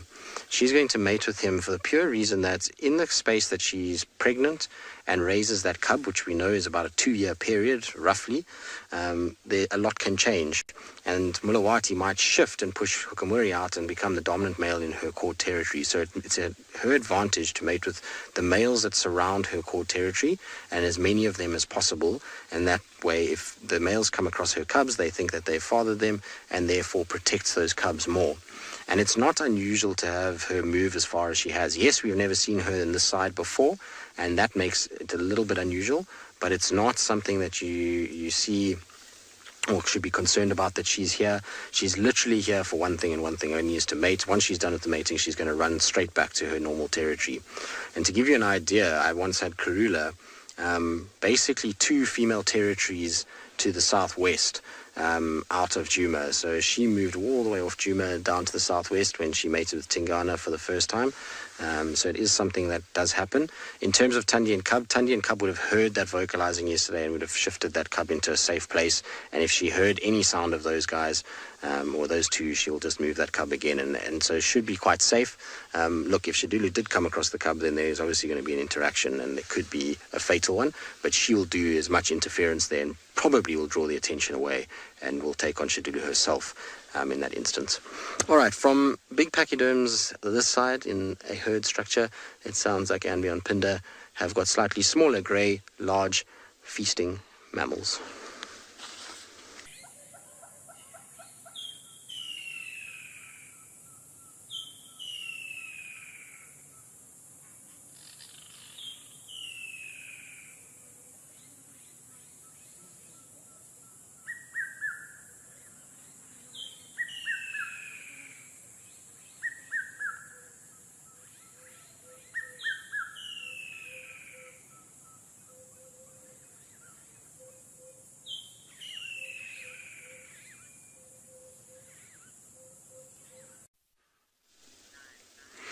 Well, and a few little gremlins, which I'm sure will be sorted out very quickly, but sounds like that little one is super cute.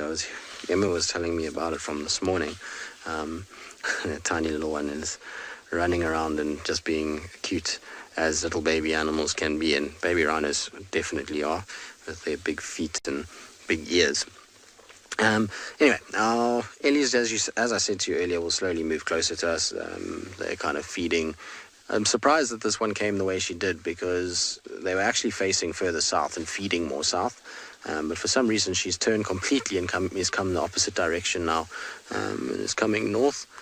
It's a weird thing, and it's a theory that I would love for somebody to study at some point, because I think it would be super interesting, is that in my time here at Wild Earth, in particular with these smaller Land Rovers, we seem to get elephants that almost become intrigued with the vehicle more than they do so with the bigger vehicles with guests on. And I would love for somebody to do a study to see if there's potentially a link to the fact that we broadcast and therefore push out a signal, and that these elephants pick up on that signal, and that intrigues them, and that means that they come and investigate, because we get a lot of encounters of these animals just moving closer than you would normally get and changing their course to come towards where we are, which is odd. Generally with animals, they hold a course when they're moving, and don't really come and investigate you too much. But these guys seem to do it quite often, particularly elephant. And so I would love to know if maybe that is the situation, or if it's to do with the fact that our cars are just that much smaller and we have far less movement in the fact that there's only the two of us on the vehicle, as opposed to a vehicle that might have 6 or 8 or whatever it may be on the cars. So it would be really interesting to know. Also, like I say, these cars are much smaller than a normal game viewer would be, that has guests on it. But I would love for somebody to do that study. I think it would be fascinating to know, because there's definitely an intrigue from the elephants when it comes to us. And like I say, they change their whole feeding path sometimes, and move up towards the vehicles, and sometimes deliberately through thickets even, which is quite interesting.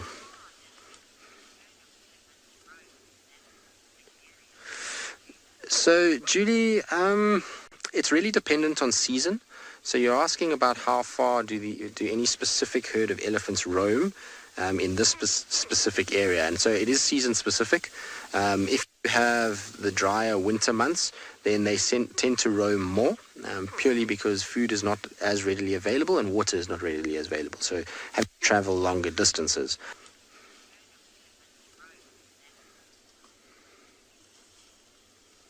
And each herd will be different too, it will be dependent on the matriarch, it will depend on how she feels, where she wants to find food, where she's learnt that there's going to be food at different times of the year. That'll also be indicative of how far. We should probably prepare to move fairly quickly. Wild Earth presents Safari Spotlight, your front row seat to the wonders of the wild. Join our expert naturalists each week as they guide you on an unforgettable journey through the heart of nature. Looks like this female came out here. What a privilege to be here.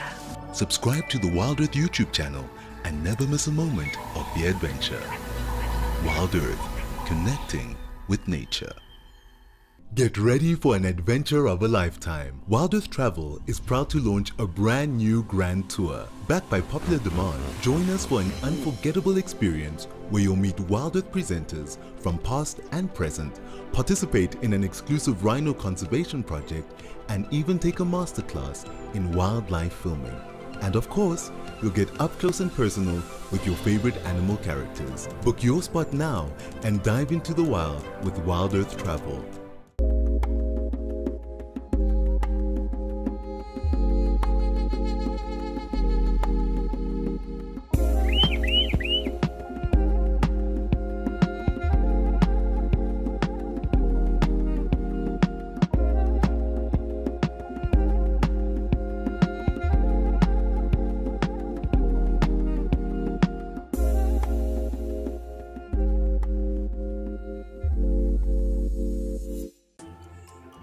Not everyone gets excited to hear a leopard chuff, spot a pangolin, or see a real impala rut.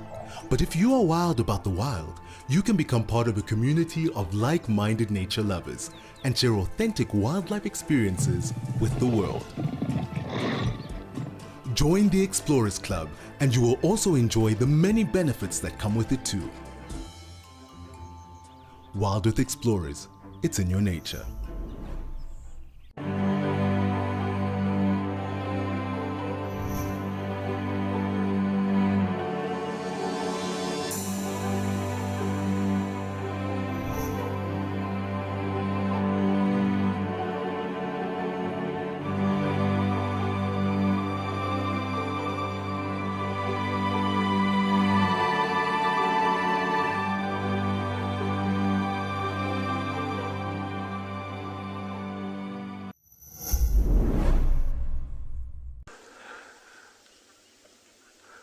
Alright, well, we've been sitting with these ellies. We were trying to hope that we'd hear some sounds for these leopards. I know Steve's on the tracks, so we're going to leave these guys now. I want to go just check up on that leopard that was seen in case it's popped out.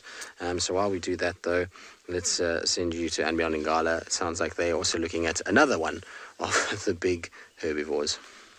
See, now we have made it to the waterhole with those beautiful hippos that are actually all seem to be watching the sunset. It's going to be a beautiful sunset tonight, especially here around the waterhole. You'll see it's going to be quite magic. Not much else happening here. So if you remember, this is where we had the lions this morning. So the lions were just in front of those hippos, off to the left there, in that little sandy section. That's where the lions were. That's where we saw them all drinking. And they have now left. They have gone. They're not where they were supposed to be, which is fine. You know, it's a hot day. I don't think they've moved far. What I would say has happened is elephants came and chased the lions. And they came down for a drink and they saw the lions, sort of chased them away, and the lions moved off. You can see those hippos, though, not really watching the sunset. I think they could be staring off towards where the lions are, or where the lions were. So that's what they were doing this morning. You know, they watched the lions. Lions are in the area. They're at their waterhole. This is where the hippos feel safe. So the hippos are going to be watching them. The lions are still a predator, so they've got to be careful. What I'm doing is I am just actually looking for tracks here. So there's a nice sandy path around here, and I'm looking to see if I can find any tracks of the lions, see which direction they went, just so we can narrow down which direction we want to drive. As I said, they're not too far. We saw tracks of one lion on the way in here, but we think it's the lioness that we saw heading off this morning with her cubs. She's looking down there, and that's where we saw the tracks. So she went that way. The rest of the pride, I think, are just somewhere around us here in the shade. That's where they've been resting for the day. So hopefully they're not too far. And now that it's getting cooler, it increases our chances. That's when they get active. They're going to start yawning, they're going to start moving, maybe stand up or go to the toilet, and we can see that. And I've got a question now: do we feel a danger being on foot here? And no, not at all. These lions, they don't see us as food. They're not trying to come and attack us.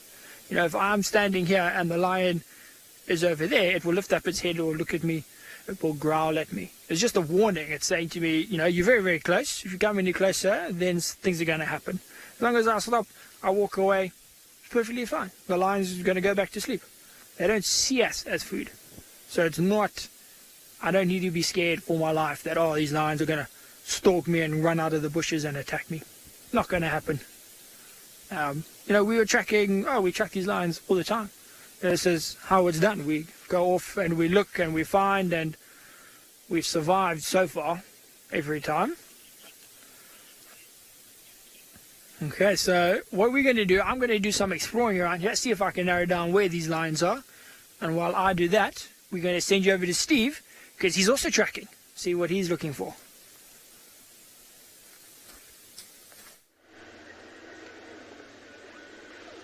Good luck, Sean. I hope you find your lions. We've been trying quite hard today to find some leopards, and I found a road that has got more leopard tracks on it than I've ever in my life come across. There's male, female, there's cubs going one way, cubs going the other way. The positive thing about the cubs going the one way is that they're coming back towards Djuma. I had the female and a cub track coming this way yesterday towards the east, and I've found them coming back, stepping on top of yesterday's tracks. But then in amongst that, there's another male and female, which potentially is the mating pair we've been looking for. I'm just trying to see where they cut through. That little link road to the east was so much activity. Tandi spent a lot of time up here, maybe a little bit later than what she is with her cub now, with Kalamba, who's her previous cub. She spent a fair bit of time up here in this Marula veld. Some wonderful times with her, actually. It was when Tingana was a bit poor in health at the time, and Hukumuri was moving in from the west. Hukumuri was, at the time, everybody called him the usurper. He came in to take over. And Tingana moved a bit more to the east, and Tandi did as well with her cub, Kalamba. And she did very well in this area. And so maybe she's decided it's a good place to be. The watering hole, the Torchwood's not very far away, so that's also maybe why we've got those tracks up and down. Took her to drink. The cub can get most of its liquid from mum's milk, but Tandi will need to drink. And the cub stretches her legs. So if they don't come out on this road, then very likely just in this block here, which is very exciting.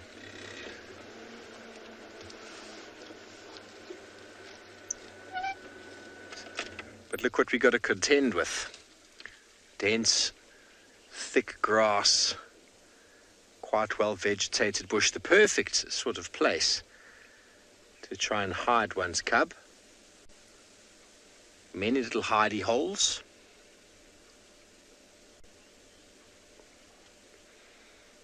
It's been a very good year with regards to rainfall, so the vegetation is really, really good, and it's still quite green, considering it's already June. Last year, I think May, the leaves were gone already. It was a very different affair. Here we go. The full moon is on its way.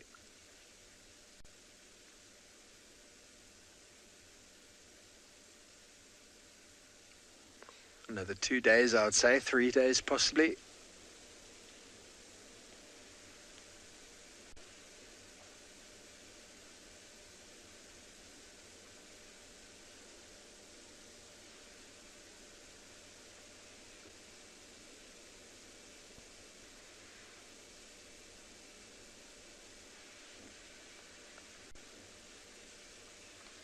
There's something moving in the bushes here. By the sound of it, it's not a leopard cub. By the sound of it, it's a francolin or something just pushing the leaves. Let's just move forward slightly, BK. Maybe we'll be able to spot what it is. It's important, if you are on game drive, to switch off every now and again and just listen. Amazing how many things I've found by just listening. But francolins are, you know, they rustle through the vegetation, looking for insects that might be hiding under the leaves or the the floor material. Scratching. Might have just heard a golden-tailed woodpecker there. Quack.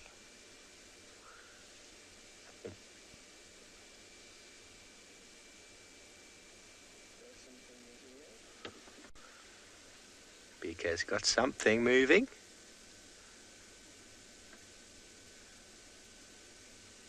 Looks like an elephant, everybody. Well, it definitely makes enough noise, so... Isn't that incredible that an elephant can hide in the vegetation like that and you don't even know it's there? We just heard it. How wonderful. Anyway, from our very large pachyderm, we're going to send you all the way over to Ngala Pinda, who's got one a little bit smaller.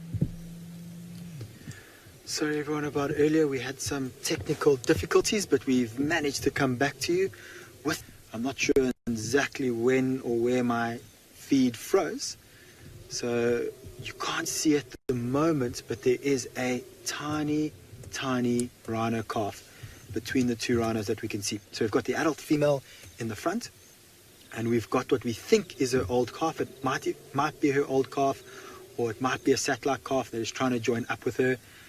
It's a bit difficult to say, but then her tiny little calf, which is so small, you can't even see it through this long grass, is probably around a month old.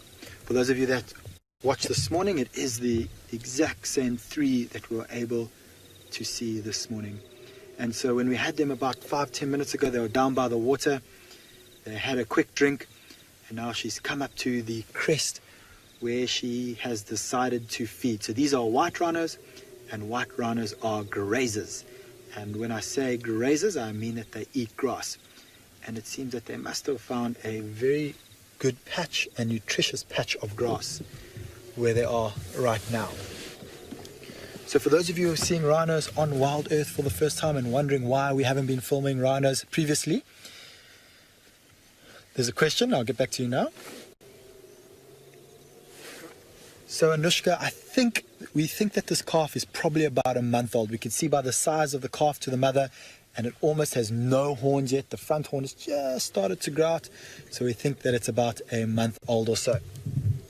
So just to quickly get to those of you who are wondering why we're filming rhinos here today, at Ambion Pinda Private Game Reserve, we have decided that our rhinos here are 100% safe, and so that we're happy to film them.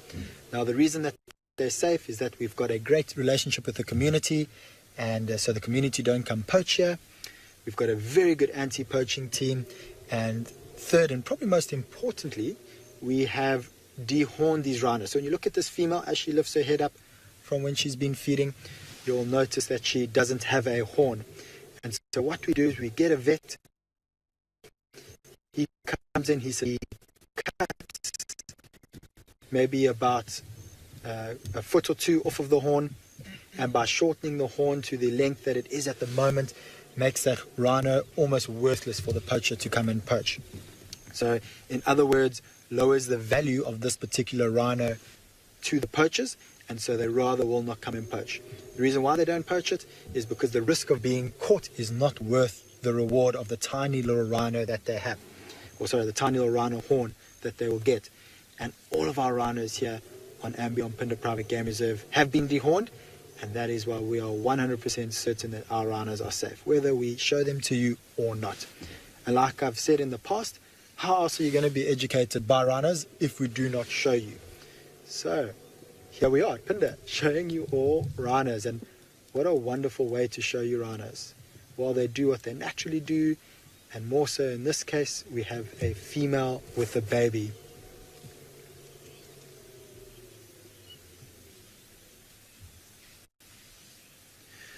So Joy, the average weight that a white rhino calf will be when it is born is around 40 to 30 kg. So they're quite small when they're born, but they've got heavy bones, and that makes them quite heavy.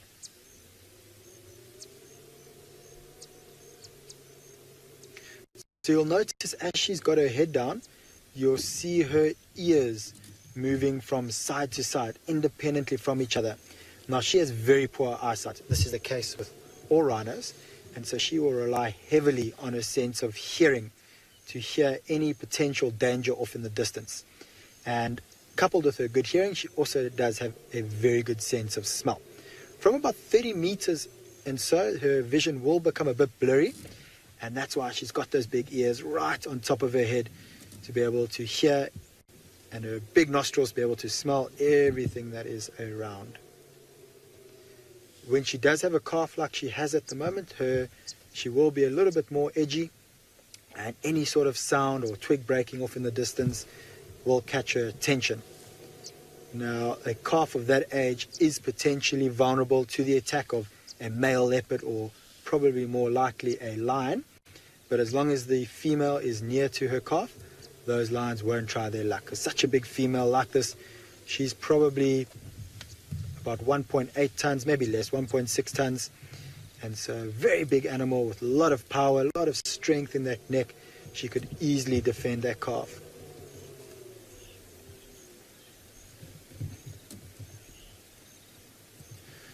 Right, so while we can't see this calf, it's in the long grass, it does open up a little bit more to where we are now. So we're going to stick here for a little bit. We've got maybe about 5-10 minutes of light left, hoping that she's going to come up. But in the meantime, while we wait for the calf, let's head over to Sean with some hippos. Okay, so we're still here with our hippos. I'm now back in the car. Unsuccessful little stint for the lions, not even a track. But we're still hopeful. There's one more area that we're going to check. But in the meantime, you can see these hippos have actually been very, very active. They're making a lot of noises, moving quite a lot around the water hole as well, doing a lot of grunting. And today, I have discovered that I do not trust hippos. I was walking down towards the bank to see, quite far from the hippos, a good 50-60 meters away from them. But I was walking down there to see if I could find any tracks of them drinking. Oh, look at the one yawning. There's one yawning on the left. Oh, he stopped now. But he'll do it again. But, just to have a look if the lions went down to drink there, try and get a direction. And this one hippo just sort of started coming towards the bank. And then I was like, yeah, no, that's not happening. Turn around, and I went much, much further away. And I discovered I don't trust them. From the car, it's fine. And also, I mean, you can see, even in the water, just how big these animals actually are. I mean, look at those ones. Now, you can see they're staring intently. That's because Rowan is trying to track down the lions as we speak. And he's walking along that side of the water hole. And you can see the focus of the hippo. So the water it's the hippo's safe place. I mean, this is where the hippos go when they feel threatened. They run into the water. They know in the water they can beat pretty much any animal. So what they're doing is they just want to protect their safe area. And that's why they will stare very intently at anything that comes down, especially something unusual like a human. If it was an elephant or a giraffe or an impala or something like that, not a problem. They're not going to pay it any attention. But because it's us, oh, there we go. So those look to be fairly small for hippos. And I would wager all of those three are females. There is a big male that is dominant in this water hole, but I think he's a bit further off to our right.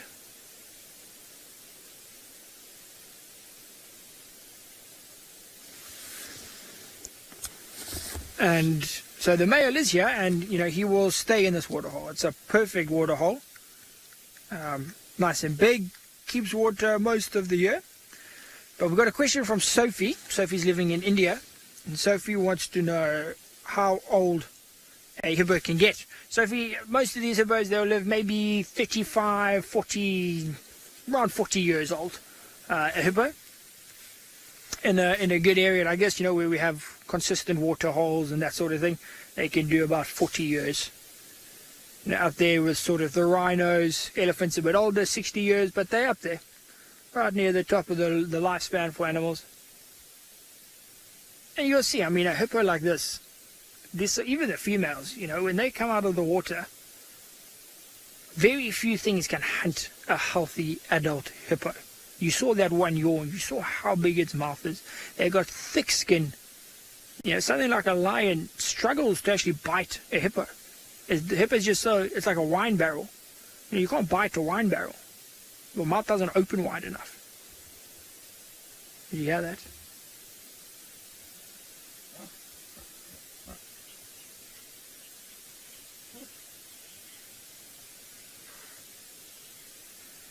You can see that one there was making a little bit of noise before he came up to breathe.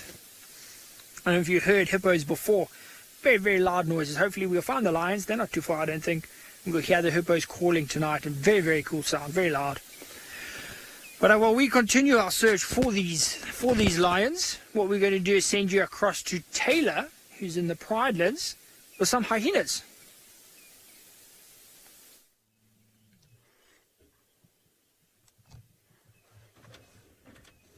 Managed to find those lions. Now, this probably looks a little bit familiar to you. We're at the hyena den on Pridelands, and there was one cub that came out and has now decided to disappear to the other side of the den, which is problematic because I don't know if we're going to have signal on the other side, and there also isn't an established road just yet, so we still need to try and figure out if we can even get a view on that end. But there's the main entrance to the burrow, one of them, and then there's one on top as well. Ah, there he comes. Ha-ha! Hyenas! Finally, I've been absolutely dying to show you these wonderful creatures that move around here on eco-training and come into camp and do all sorts of naughty things. Now, this is one of, or the most I've seen of 4 cubs at this den. You can see with a long shaggy coat, they're not particularly quite young, and they do wander a little bit further away from the den. So I think with a fluffy coat like this, and you can see they've got all their spots, although their spots aren't prominent, they're slightly blurred. I would say that this one is maybe between 5 or 6 months old. And the others that are here are just slightly older than that. So they're between 5 and 8 months, maybe 9 months old, the cubs of this den. I haven't seen any smaller ones just yet. It's so precious, but they're very naughty, not very relaxed like the hyena at Djuma. They're still learning about the vehicles. But every time we do come in, we spend just a couple of minutes with them.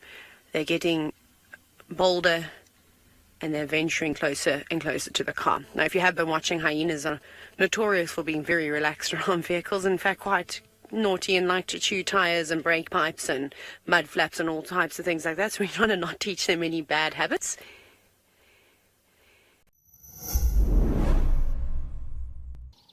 Join the Wild Earth YouTube superfan community and unlock a world of additional perks. Get exclusive early access or discounts to Wild Earth travel deals. Wear the best bush attire with merchandising discounts. Enjoy an interactive live monthly private safari. Don't miss out on the ultimate fan experience. Join the YouTube superfan community today. Are you ready for the adventure of a lifetime? Discover the magic of Africa with Wild Earth Travel. From a big cat safari to a jungle trek with gorillas, picture yourself floating down the Zambezi River or witnessing the breathtaking wildebeest migration. At Wild Earth Travel, we turn your bucket list into reality. Don't just dream it, live it. Plan your incredible life-changing journey with Wild Earth Travel today.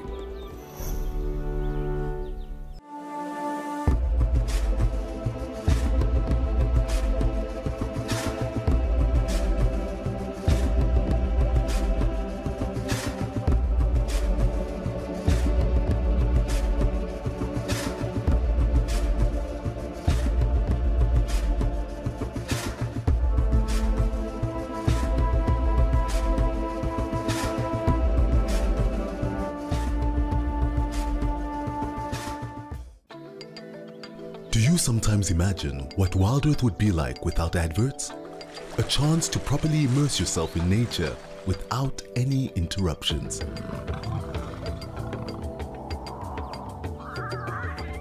Sign up to be an explorer for a small monthly fee and you can truly escape into the wilderness. Ad-free viewing is now available on our app as well as on our website. Wild Earth, it's in your nature.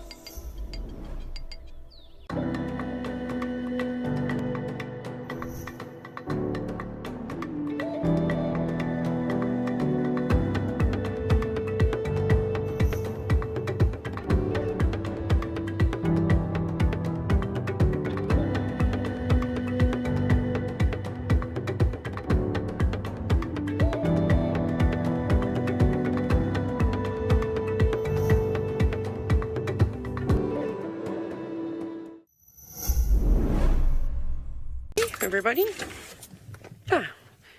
Thank you, hyenas. You're getting very relaxed now. They kind of look turbed when they accidentally drive over a little branch and it crushes. You can see that one does not look impressed at all. Welcome out, little one. Still exhausted. Last night they were making all sorts of noises, not too far from camp. And definitely when I seen their tracks early in the morning, or either from early in the morning or the night before, some youngsters are following the adults out because there's always much smaller tracks. But I haven't seen all the members of this clan. This clan hasn't got a name just yet. So I don't even know how many there are. So we've still got to figure all these things out, which is quite exciting. You can get that nose just so precious. Look at those big ears. Right, we'll sit here for a bit longer. But just before the sun sets, it seems as though there is a wonderful animal that we don't always get to see at Phinda. So we're still waiting patiently to see if these rhinos are going to head a little bit more into the open to show us their calf. The direction that she's heading in at the moment, I think if she maybe takes maybe 20 or 30 steps to our right, so in front of her, we might get a fairly good view of that calf. But Marcel, if you quickly zoom in, just behind her rear end, you might be able to see the two ears of that calf busy sticking out. Got it. Marcel says he's got it. Great. And from here, from my angle, those little ears look like bunny ears sticking out of the grass. And it is always very cute with rhino calves how the ears seem far too big for their body. Now earlier on it was bouldering around and busy playing and got all excited. I'm hoping it's going to do the same thing shortly. So Julie, in the natural environment, the biggest threat to a rhino would be lions. Probably not to the adult that you see with the calf, but the youngster to her right. If that calf was by itself and there was a large pride of lions around, or if that tiny little calf somehow got separated from its mother, it would most certainly be in the realm of danger from a pride of lions.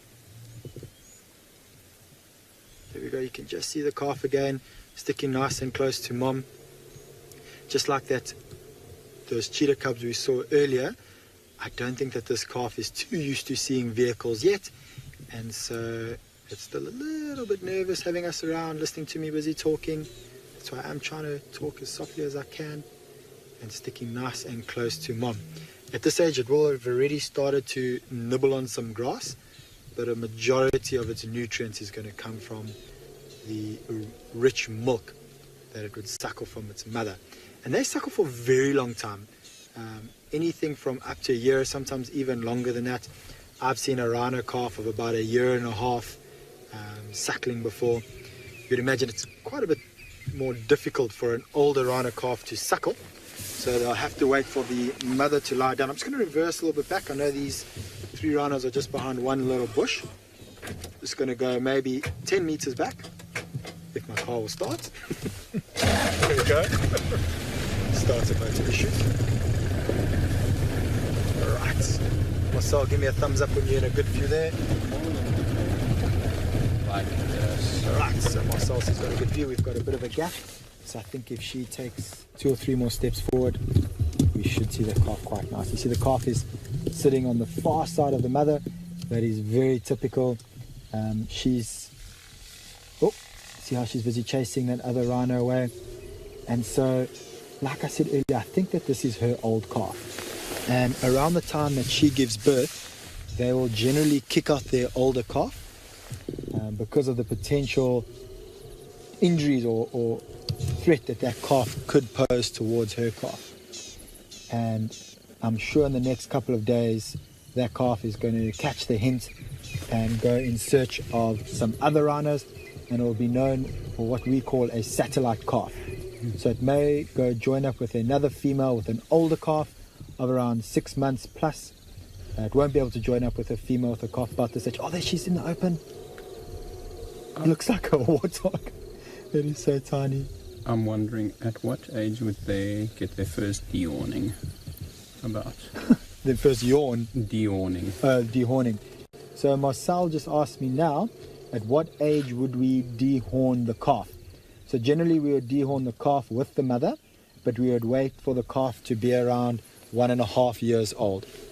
Ideally closer to 2 years, but at already 1.5 years old, that horn is long enough that a poacher could potentially want to get its horn. So that is around the age that, oh, there we go, chasing it away again. You see her calf walk too close to that young male. She's not happy, she doesn't want it around. And there she went to chase it. I'm not sure if you could hear it. Always interesting sounds that rhinos make. Never the sounds that you would imagine. One of them being the calf. When the calf wants to suckle, it makes a sound that reminds me of a kitten or a whale. And if I have to imitate the sound of the baby calf, it would go something like this.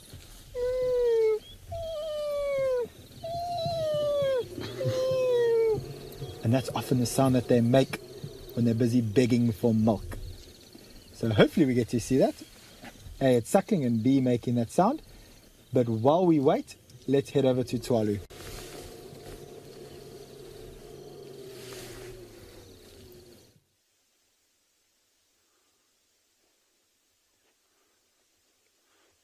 So we're just scanning here for aardvark, but I really just want to share this landscape with you.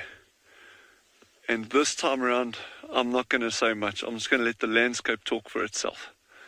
Just watch this, enjoy it, and appreciate it.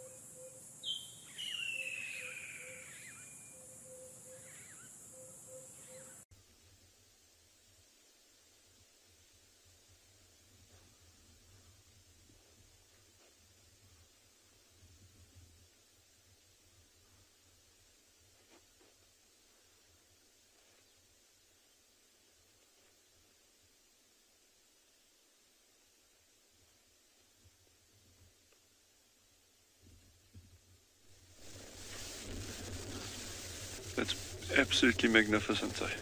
Anyway, I think let's head back to Lowveld. I think it's in Gala, and let's see what they got on that side. We're going to carry on.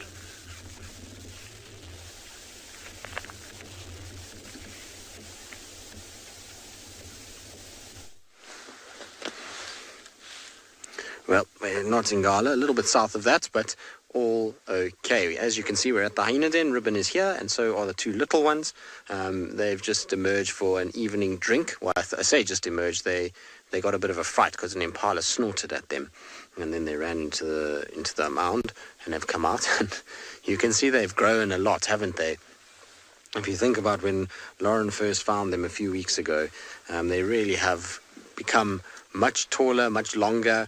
Even their coats are starting to fade a little bit. They're not as dark and brown as they used to be. They're starting to get that more kind of spotty appearance coming through. Now, the view of them when they're suckling is not going to be too good, but the nice thing with hyena cubs is that they generally are quite active, and so they move around a lot.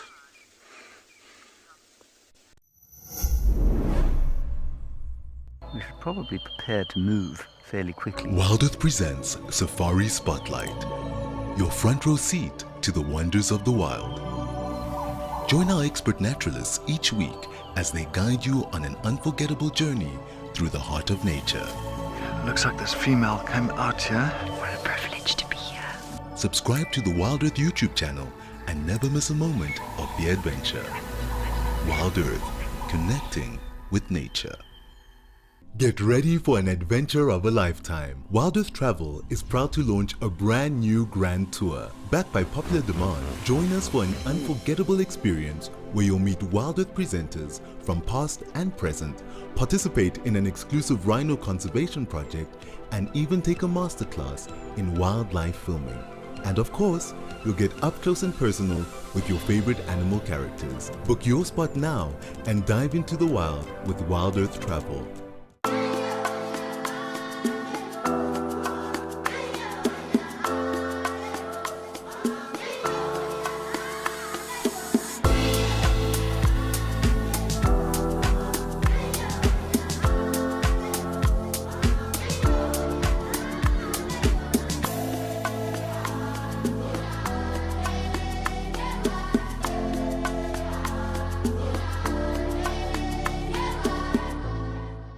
Did you know that the Wild Earth team makes weekly behind the safari content?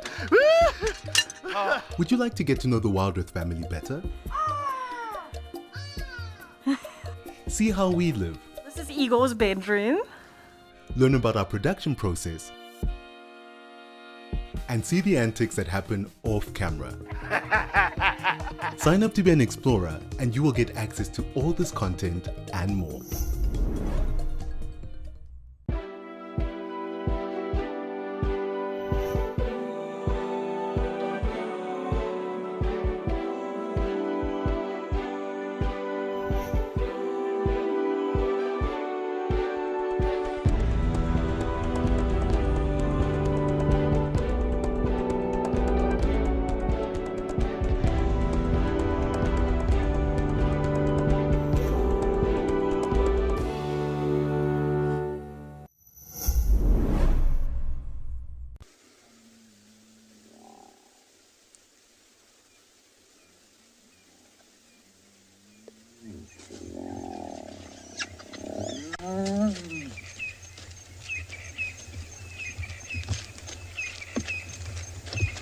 You see that one is pasting now? So this is how hyenas mark territories. They do what's called anal pasting. So they have a little gland underneath their tail that secretes a little paste on grass, and that will tell other hyenas who's here, whether it's male, female, and whether they're territorial in the area. And you can see the little one's excitement to meet somebody else. Mom is boring compared to visitors. Now you'll see that hyena's cocked its leg, and the cocking of the leg is to allow the little ones to smell its genitals, and this is the equivalent of a handshake in humans. This is how they communicate with one another and greet each other. So by smelling, they're able to work out, okay, I know you, you're part of the family, you're part of the clan, and therefore everything is okay. So you'll find that they sniff each other's genitals. When this hyena arrived, you saw it sniffed Ribbon's genitals, then went and pasted, and the cubs... Oh, what's wrong? But just back to the denning and in terms of breeding seasons, what you'll find is with any animal that can find food all year round, look, the cub is mimicking. You see? It's also pasting. They will breed at any point, just like I say, because there's food all year round. Your seasonal breeders are generally your herbivores. So they're trying to feed, or trying to have young during prime times of the year when food is at its maximum availability for that young one, so that it can grow quickly and strong.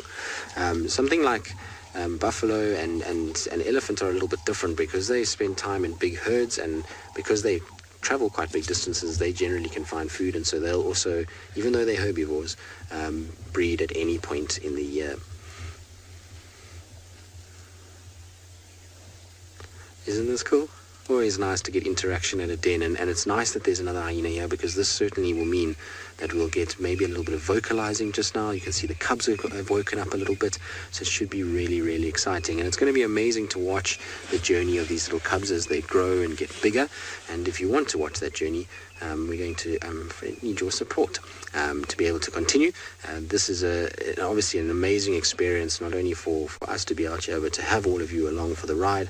And so your support is vitally important for us to carry it on and to be able to watch these little hyenas as they develop and grow into little monsters, because they will be little monsters soon when they start coming and terrorizing our vehicles. But talking about hyenas, it sounds like Taylor up at Pridelands Eco Training is got hyenas of her own, and I wonder if she's got cuteness overload like we do. We do, and the other two cubs have finally come back from wherever they were wandering. Now, this is exciting. The hyena that's standing up at the back has, well, got its appendage hanging out because it's come up and said hello to all the other hyenas. And from the quick look that I got, that looks like a female hyena over there. Now, we'll try and get a closer look as they start to wake up. There's lots of rustling in the distance, so I think that one of the adults is laying not too far away from here because the youngsters keep poking their heads up. But in case you are wondering, perhaps some of you that are on social media could make images of the genitalia of a male and female spotted hyena. Now, I know it's quite bizarre to stare at body parts like of animals, but it's of course very important, especially for trying to figure out the dynamics between hyenas. And this is the first proper look I've had of these young cubs. So I think that was a female, just because the elongated clitoris, that would be, I suppose, the penis, it doesn't taper down and then go wider at the sort of the tip, I suppose you would call it. Sorry for my use of terrible words. So the other one is coming out now. Hopefully it comes out and says hello to the other hyenas, and then we can have a look. And this one was sort of very much the shape through and through. So that should suggest to me that if I am incorrect and you all managed to get a screenshot, please let me know. It's been a long time since I've been able to sit and watch hyenas. But it is nice that Tristan and I are both able to put hyenas on screen, and it's nice to have a new clan and to learn about all the dynamics here. Come on, move out from the bushes, please. Of course, they've gone round the corner where we can't see them. Typical. Now, Jogs, this is what we're trying to figure out exactly, is how many hyena clans are here. Right now, this is the only den that we currently have. But there are a couple of other very well sort of used den sites, but we think it's the same clan of hyenas that has been using them. The chances of there being maybe one more clan of hyenas, potentially, maybe just north of us in Jajani, I think, and they could run the side. But it's so difficult. I mean, we need to try and establish this family tree before I can start. I mean, we're in a big open ecosystem. But I think on Pridelands itself, I personally think that there's one clan here, because you hear them in the evenings. You hear the calls, and obviously from camp we can determine direction, and we know where this den site is, so we hear them, and then you hear them slowly moving. In total, I'm just trying to think in camp when they've come in, because typical hyena fashion, they come and they raid camp every now and then if somebody's left a tasty morsel out when they weren't supposed to.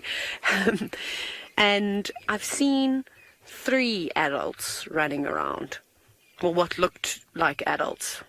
So we shall see. I'm just happy that we've been able to see them now. But we'll get to know these creatures even better and start taking photos and ID them this way. Anyways, we're going to say goodbye to the hyena and send you off to Ngala and see what's happening down there.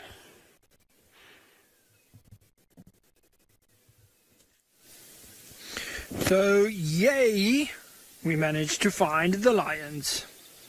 They're looking very lazy, very, very lazy. But what they did is they crossed over the wall. So for those of you that were watching this morning, you saw that female take the cubs and they cross over the dam wall. So the rest of the lions have done that as well. And they are now lying in this beautiful little patch here. But you also notice how they're all lying in the open. Just a side note, you can see we are in black and white. We are in night vision mode because the sun has set and it's starting to get very dark this side. So that's why the screen is like it is. But what I was saying is, so we've got 13 lions here now. So we're missing one of the Ross males. So that's the one that you can see there. Then we're missing the other Ross male. We are missing the young Birmingham male. And then the female with the 2 cubs. Those 3 are missing. So we're missing 5 in total. We've got 13 lying out here.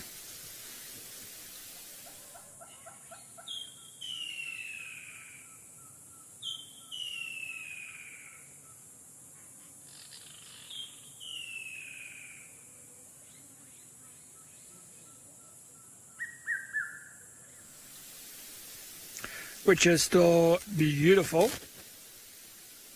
Nice to see them. Now that it's cooling down, you can see a slight bit of activity on the ones that aren't on the screen. But it's because they're full. I mean, remember this morning we were looking at their stomachs and saying how full they were. They had already eaten. That eating makes them extra lazy. You know, they've got no reason to really get up. They don't need to go and hunt. They don't need to look for opportunities. Young male's getting a bit restless. I think he's got a fly that is bothering him. You can see he keeps sort of swatting and his tail keeps flicking. But I was hoping that they were going to roar, at least the Ross males, because of that other pride that we heard this morning. We're interesting to know where that other Ross male actually is. I think he's close by.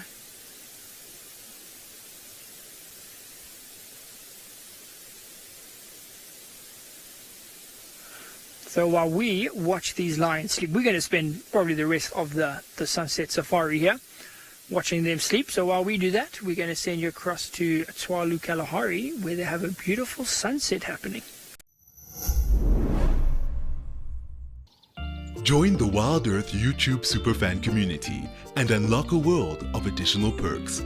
Get exclusive early access or discounts to Wild Earth travel deals. Wear the best bush attire with merchandising discounts. Enjoy an interactive live monthly private safari. Don't miss out on the ultimate fan experience. Join the YouTube superfan community today.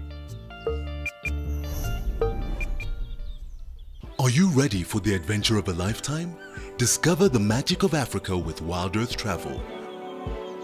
From a big cat safari to a jungle trek with gorillas, picture yourself floating down the Zambezi River or witnessing the breathtaking wildebeest migration. At Wild Earth Travel, we turn your bucket list into reality. Don't just dream it, live it. Plan your incredible life-changing journey with Wild Earth Travel today.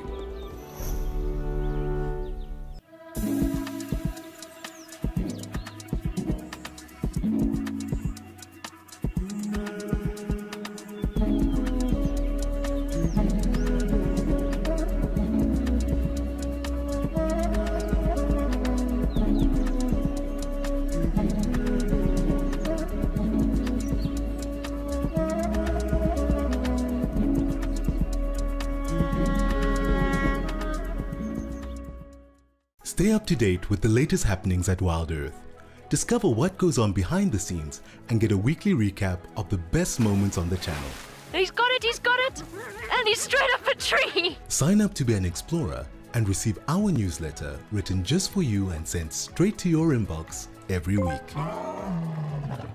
Wild Earth Explorers, a club for people who are passionate about nature. Thank you for joining us and have a fantastic morning.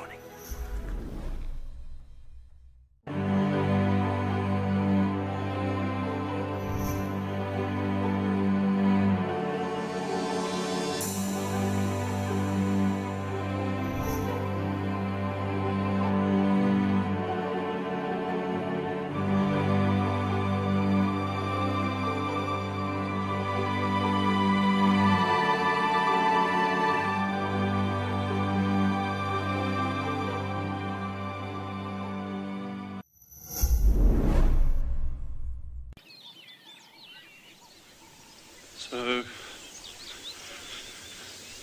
we're going to carry on enjoying this and enjoying trying to track down an aardvark for you. But in the meantime, head over to Njuma, and they got some hyenas.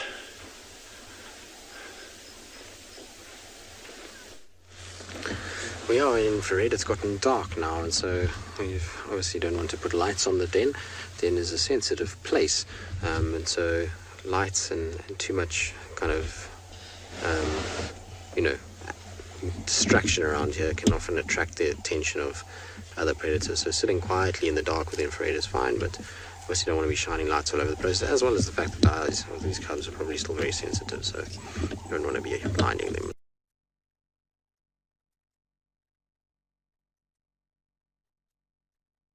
So I've gone and lay quite far from where these ones are, and they're very tentative to venture too far down to where the adults are. So the adults are just down at the bottom.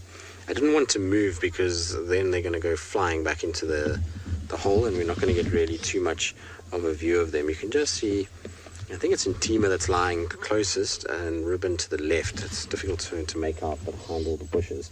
You can see her just straight through there. I think that's the arrangement at the moment. And then the cubs are kind of slowly coming down, but there's one that's far braver than the other one already. It's kind of moving about. The one is very shy to come off the mound.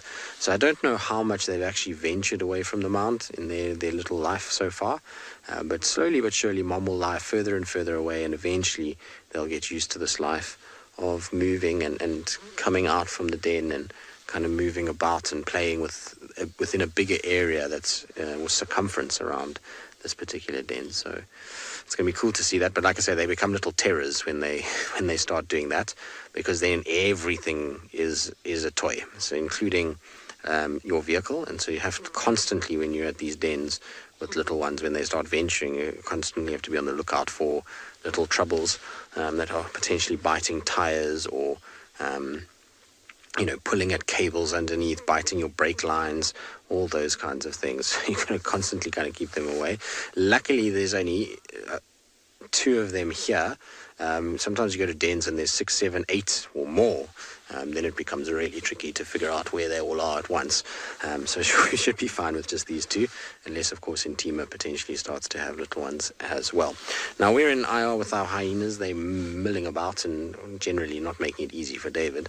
But it sounds like Steve has got himself an animal in IR as well.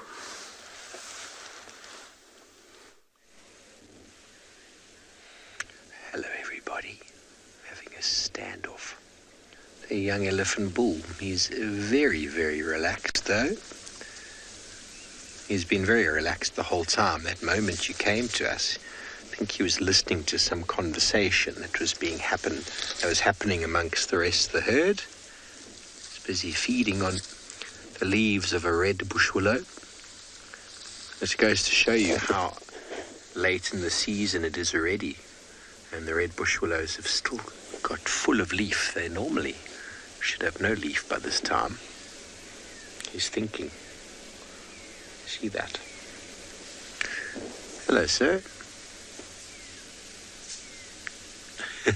Isn't he wonderful?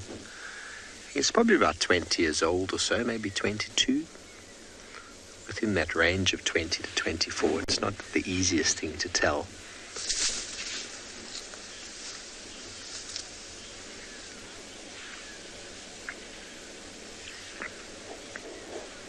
Hello, David. You want to know how do the animals stay warm in the winter? Well, some of them will go into burrows in the ground. Some of them have got very thick skin to help them with that. And they've all evolved, actually, for a very long time to live out here. And it doesn't actually get that cold. As long as the animals aren't moving, it's not really that cold here. But also, because all the mammals, they just feed on food, and that helps with the metabolic energy. That helps to warm them up. But if anything, it's the heat of the day that they have more issue with than the cold. If it's cold, they will just start moving as well. So lions and leopards, if they're chilly, just go for a nice long walk. It always helps to warm them up. It gets much colder over in Swahili Kalahari though than it does here, so the adaptations of the animals there are a lot more profound with regards to, ooh, there we go, there he is, with regards to them definitely going under the ground. They have to go under the ground in the Kalahari at night because it gets very cold. But here, there's still lots of vegetation, lots of grass, so it actually holds the heat. Hello, do you want to come shake? You're a wonderful fellow. I love spending time with elephants. They're always busy. I think he's listening to my stories now. Aren't you, sir? Yep.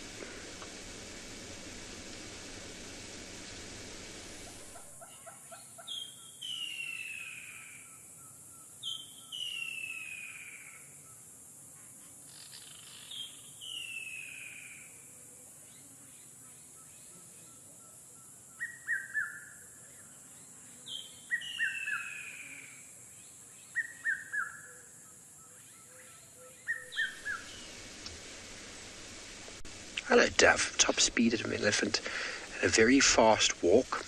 Yeah, we call the charging speed of an elephant is 40 kilometers. I think it actually might be 45, somewhere between 40 and 45 kilometers an hour, which is quicker than you or I. Usain Bolt, the fastest man in the world, goes at about 37 on a track with his running shoes on.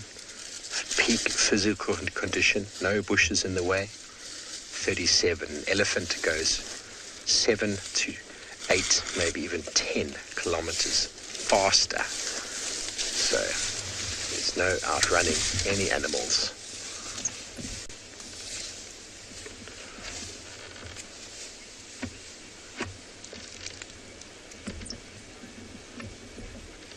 Very good. Okay, well, he's looking to nibble on a small acacia now. So while he does that, let's go over to Anbion and Gala with their flat cats, who hopefully will be getting up soon.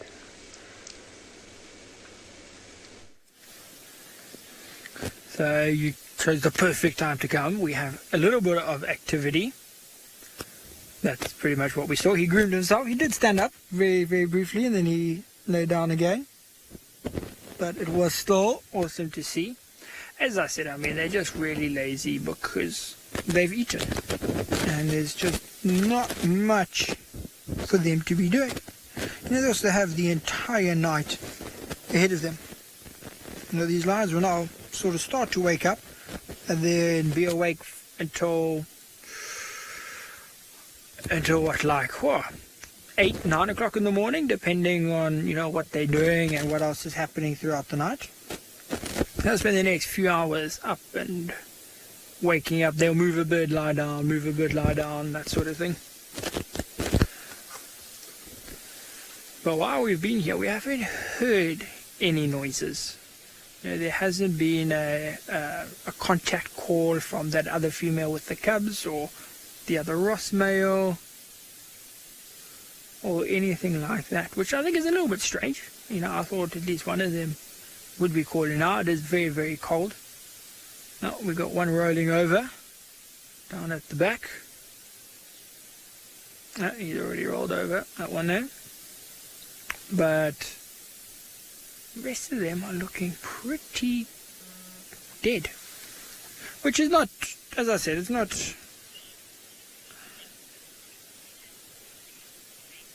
Oh, that's exciting. While we watch the sleeping lions, sounds like Taylor has found a bush baby. I'm going to send you over there.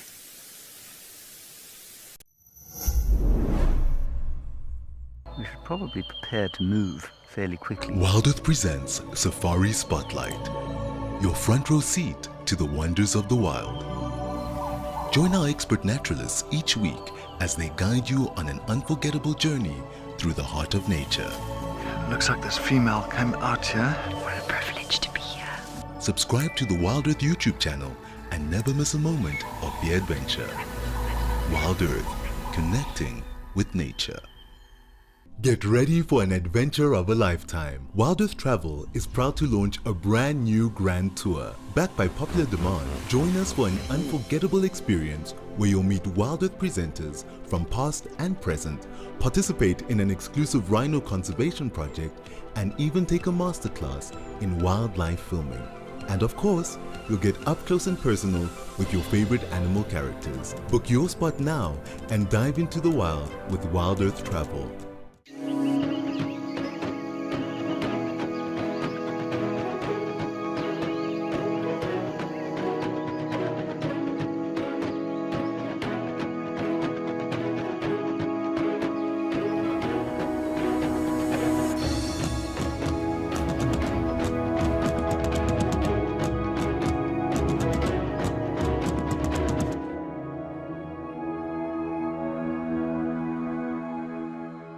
Chatting around a fire is an ancient practice that has connected humanity for centuries, and we want to keep it alive in our modern age. As an explorer, you'll have access to intimate gatherings with our naturalists, fascinating guests, and experts where we share knowledge, insights, and stories around a crackling fire. Rediscover the power of connection. Sign up to be an explorer today and experience the magic of Wild Earth's Fireside Chats.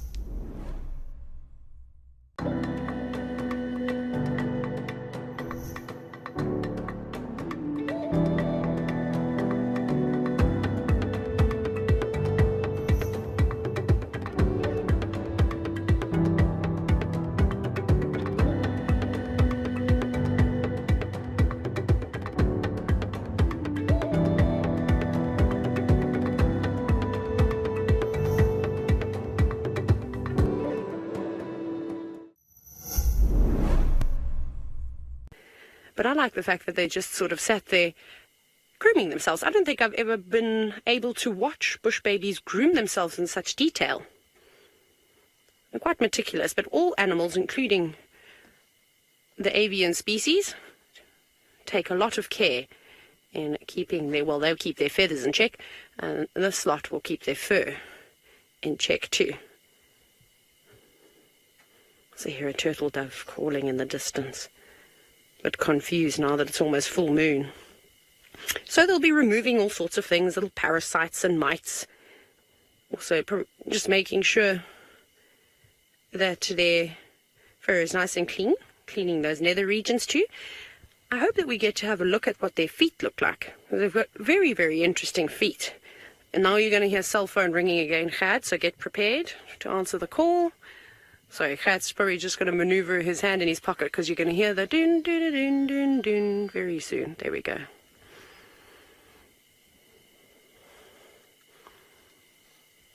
Coast-sider, yes, bush babies do indeed come into our camp. The other night, I heard one land on top of my tent. I got such a fright. I think they use the tents as trampolines, which is rather entertaining. Sorry. So they do indeed. And when I was at one of the other eco-training camps, they're sort of common visitors. And there was a Tumbuti forest, which is a type of tree not too far away. So camp was quite dense. And they were living in a hollow in one of the trees. So pretty much if you sat around the eating tables early in the morning, having your tea and coffee, you'd see them coming back out from a night looking for delicious things to eat. At this time there, they're going to start to eat sugary things. So they'll be feeding on gum off of trees because the insect population, which is what they normally feed on, well, has dwindled, you know, as winter comes along and things start to dry out and it starts to get a little bit colder. But yes, and they're quite easy to habituate. They become very relaxed. But another creature of the night, of course, is the lions at Ngala.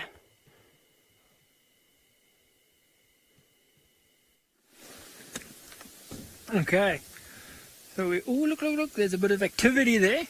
It's the most we've had all night. So you'll see it is getting extremely dark here, but what I have is a little red filtered light, which is, I'm just shining on the ground, actually right next to the car, the vehicle, which is just providing us with a bit more light so that we can actually see the lions. See, that's one of the youngsters now. Just staying to look for a better spot there. So it actually moved onto the grass. So it moved from the a sandy area out here onto a grassy patch. Perhaps the grass is a little bit warmer. You know, that sand is cold. So it could be that he's just moving to get a little bit of warmth. You see the rest of them, it looks like they have no intention of doing anything at all. The Ross male at the back, I would have thought he might have a bit of activity, but I don't know exactly where he is. There he is. Just not doing much. Where is he there? But still, I mean, you know, a lot of people, that's what always, you know, a lot of people find they don't realize when they come to Africa.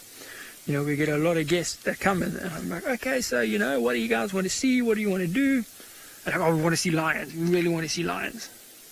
And lions are fantastic, even like this. You know, even just resting like this, they look just powerful. I mean, look at that female's head. Just the size of the head, the bulkiness of these animals. It's still intimidating, even just like that. But a lot of people don't realize that lions sleep like 90% of their lives away. You know, they're sleeping 16, 18 hours a day. And that means this is what you see a lot of the time. But when you see it in Africa,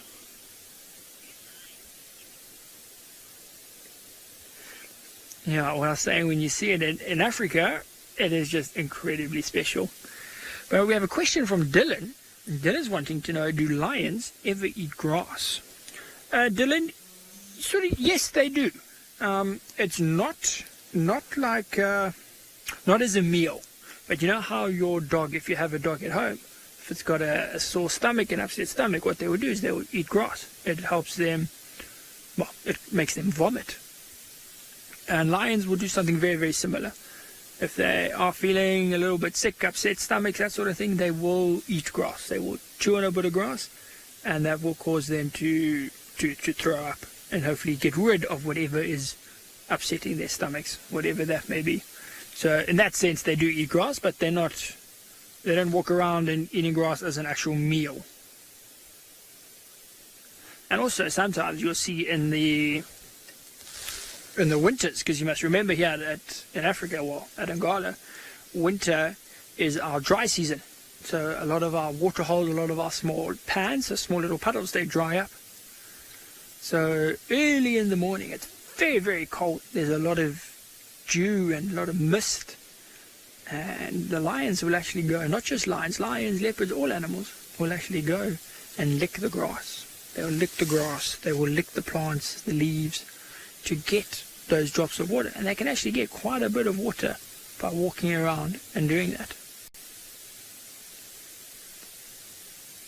And they're not actually eating the grass there, they're just sort of licking it to get those droplets. But lions, yeah, mainly 98% is meat. 99.8% is meat.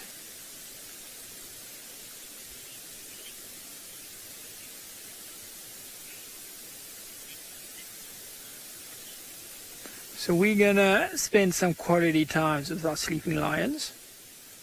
And wait here, just in case there's a bit of activity while we're waiting here, we're gonna send you back across to Tswalu to have a look at the moon, which apparently we're just looking at beautiful halo around the moon.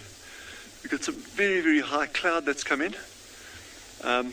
It's typically associated in this area with a bit of a cold snap. You know, there's no forecast for any particularly cold weather. I think from the 12th onwards, it'll start cooling down. But I mean, just look at that with that glow around it. That's very, very, very high cloud. Ice crystals, they're reflecting the light. We haven't had much joy with our aardvark search this afternoon. But it's been really, really, as always, a really good privilege having you all with. And yeah, I just couldn't think of a better way to spend an afternoon. And look at that sky. You don't get better than that. So while Jandra and I start wrapping up on our side, great having you with. See you all tomorrow. And I think head over to the Lions and have an amazing evening or day further, depending where you are.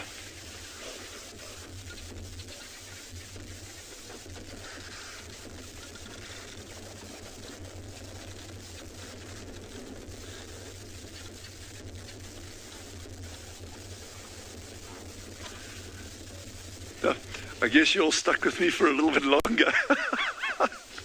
I love it. No. Yeah, like I was saying again, it's just it's a real privilege to be able to spend time out here and have you all join Jandra and myself on this, and obviously our colleagues in the other places. And just please join us again tomorrow. Ask questions, get involved, and we're all in this together. It's a wonderful journey we're on, and we couldn't be happier to be able to share it with you and just be out in this magnificent environment. Have a lovely evening and see you again tomorrow.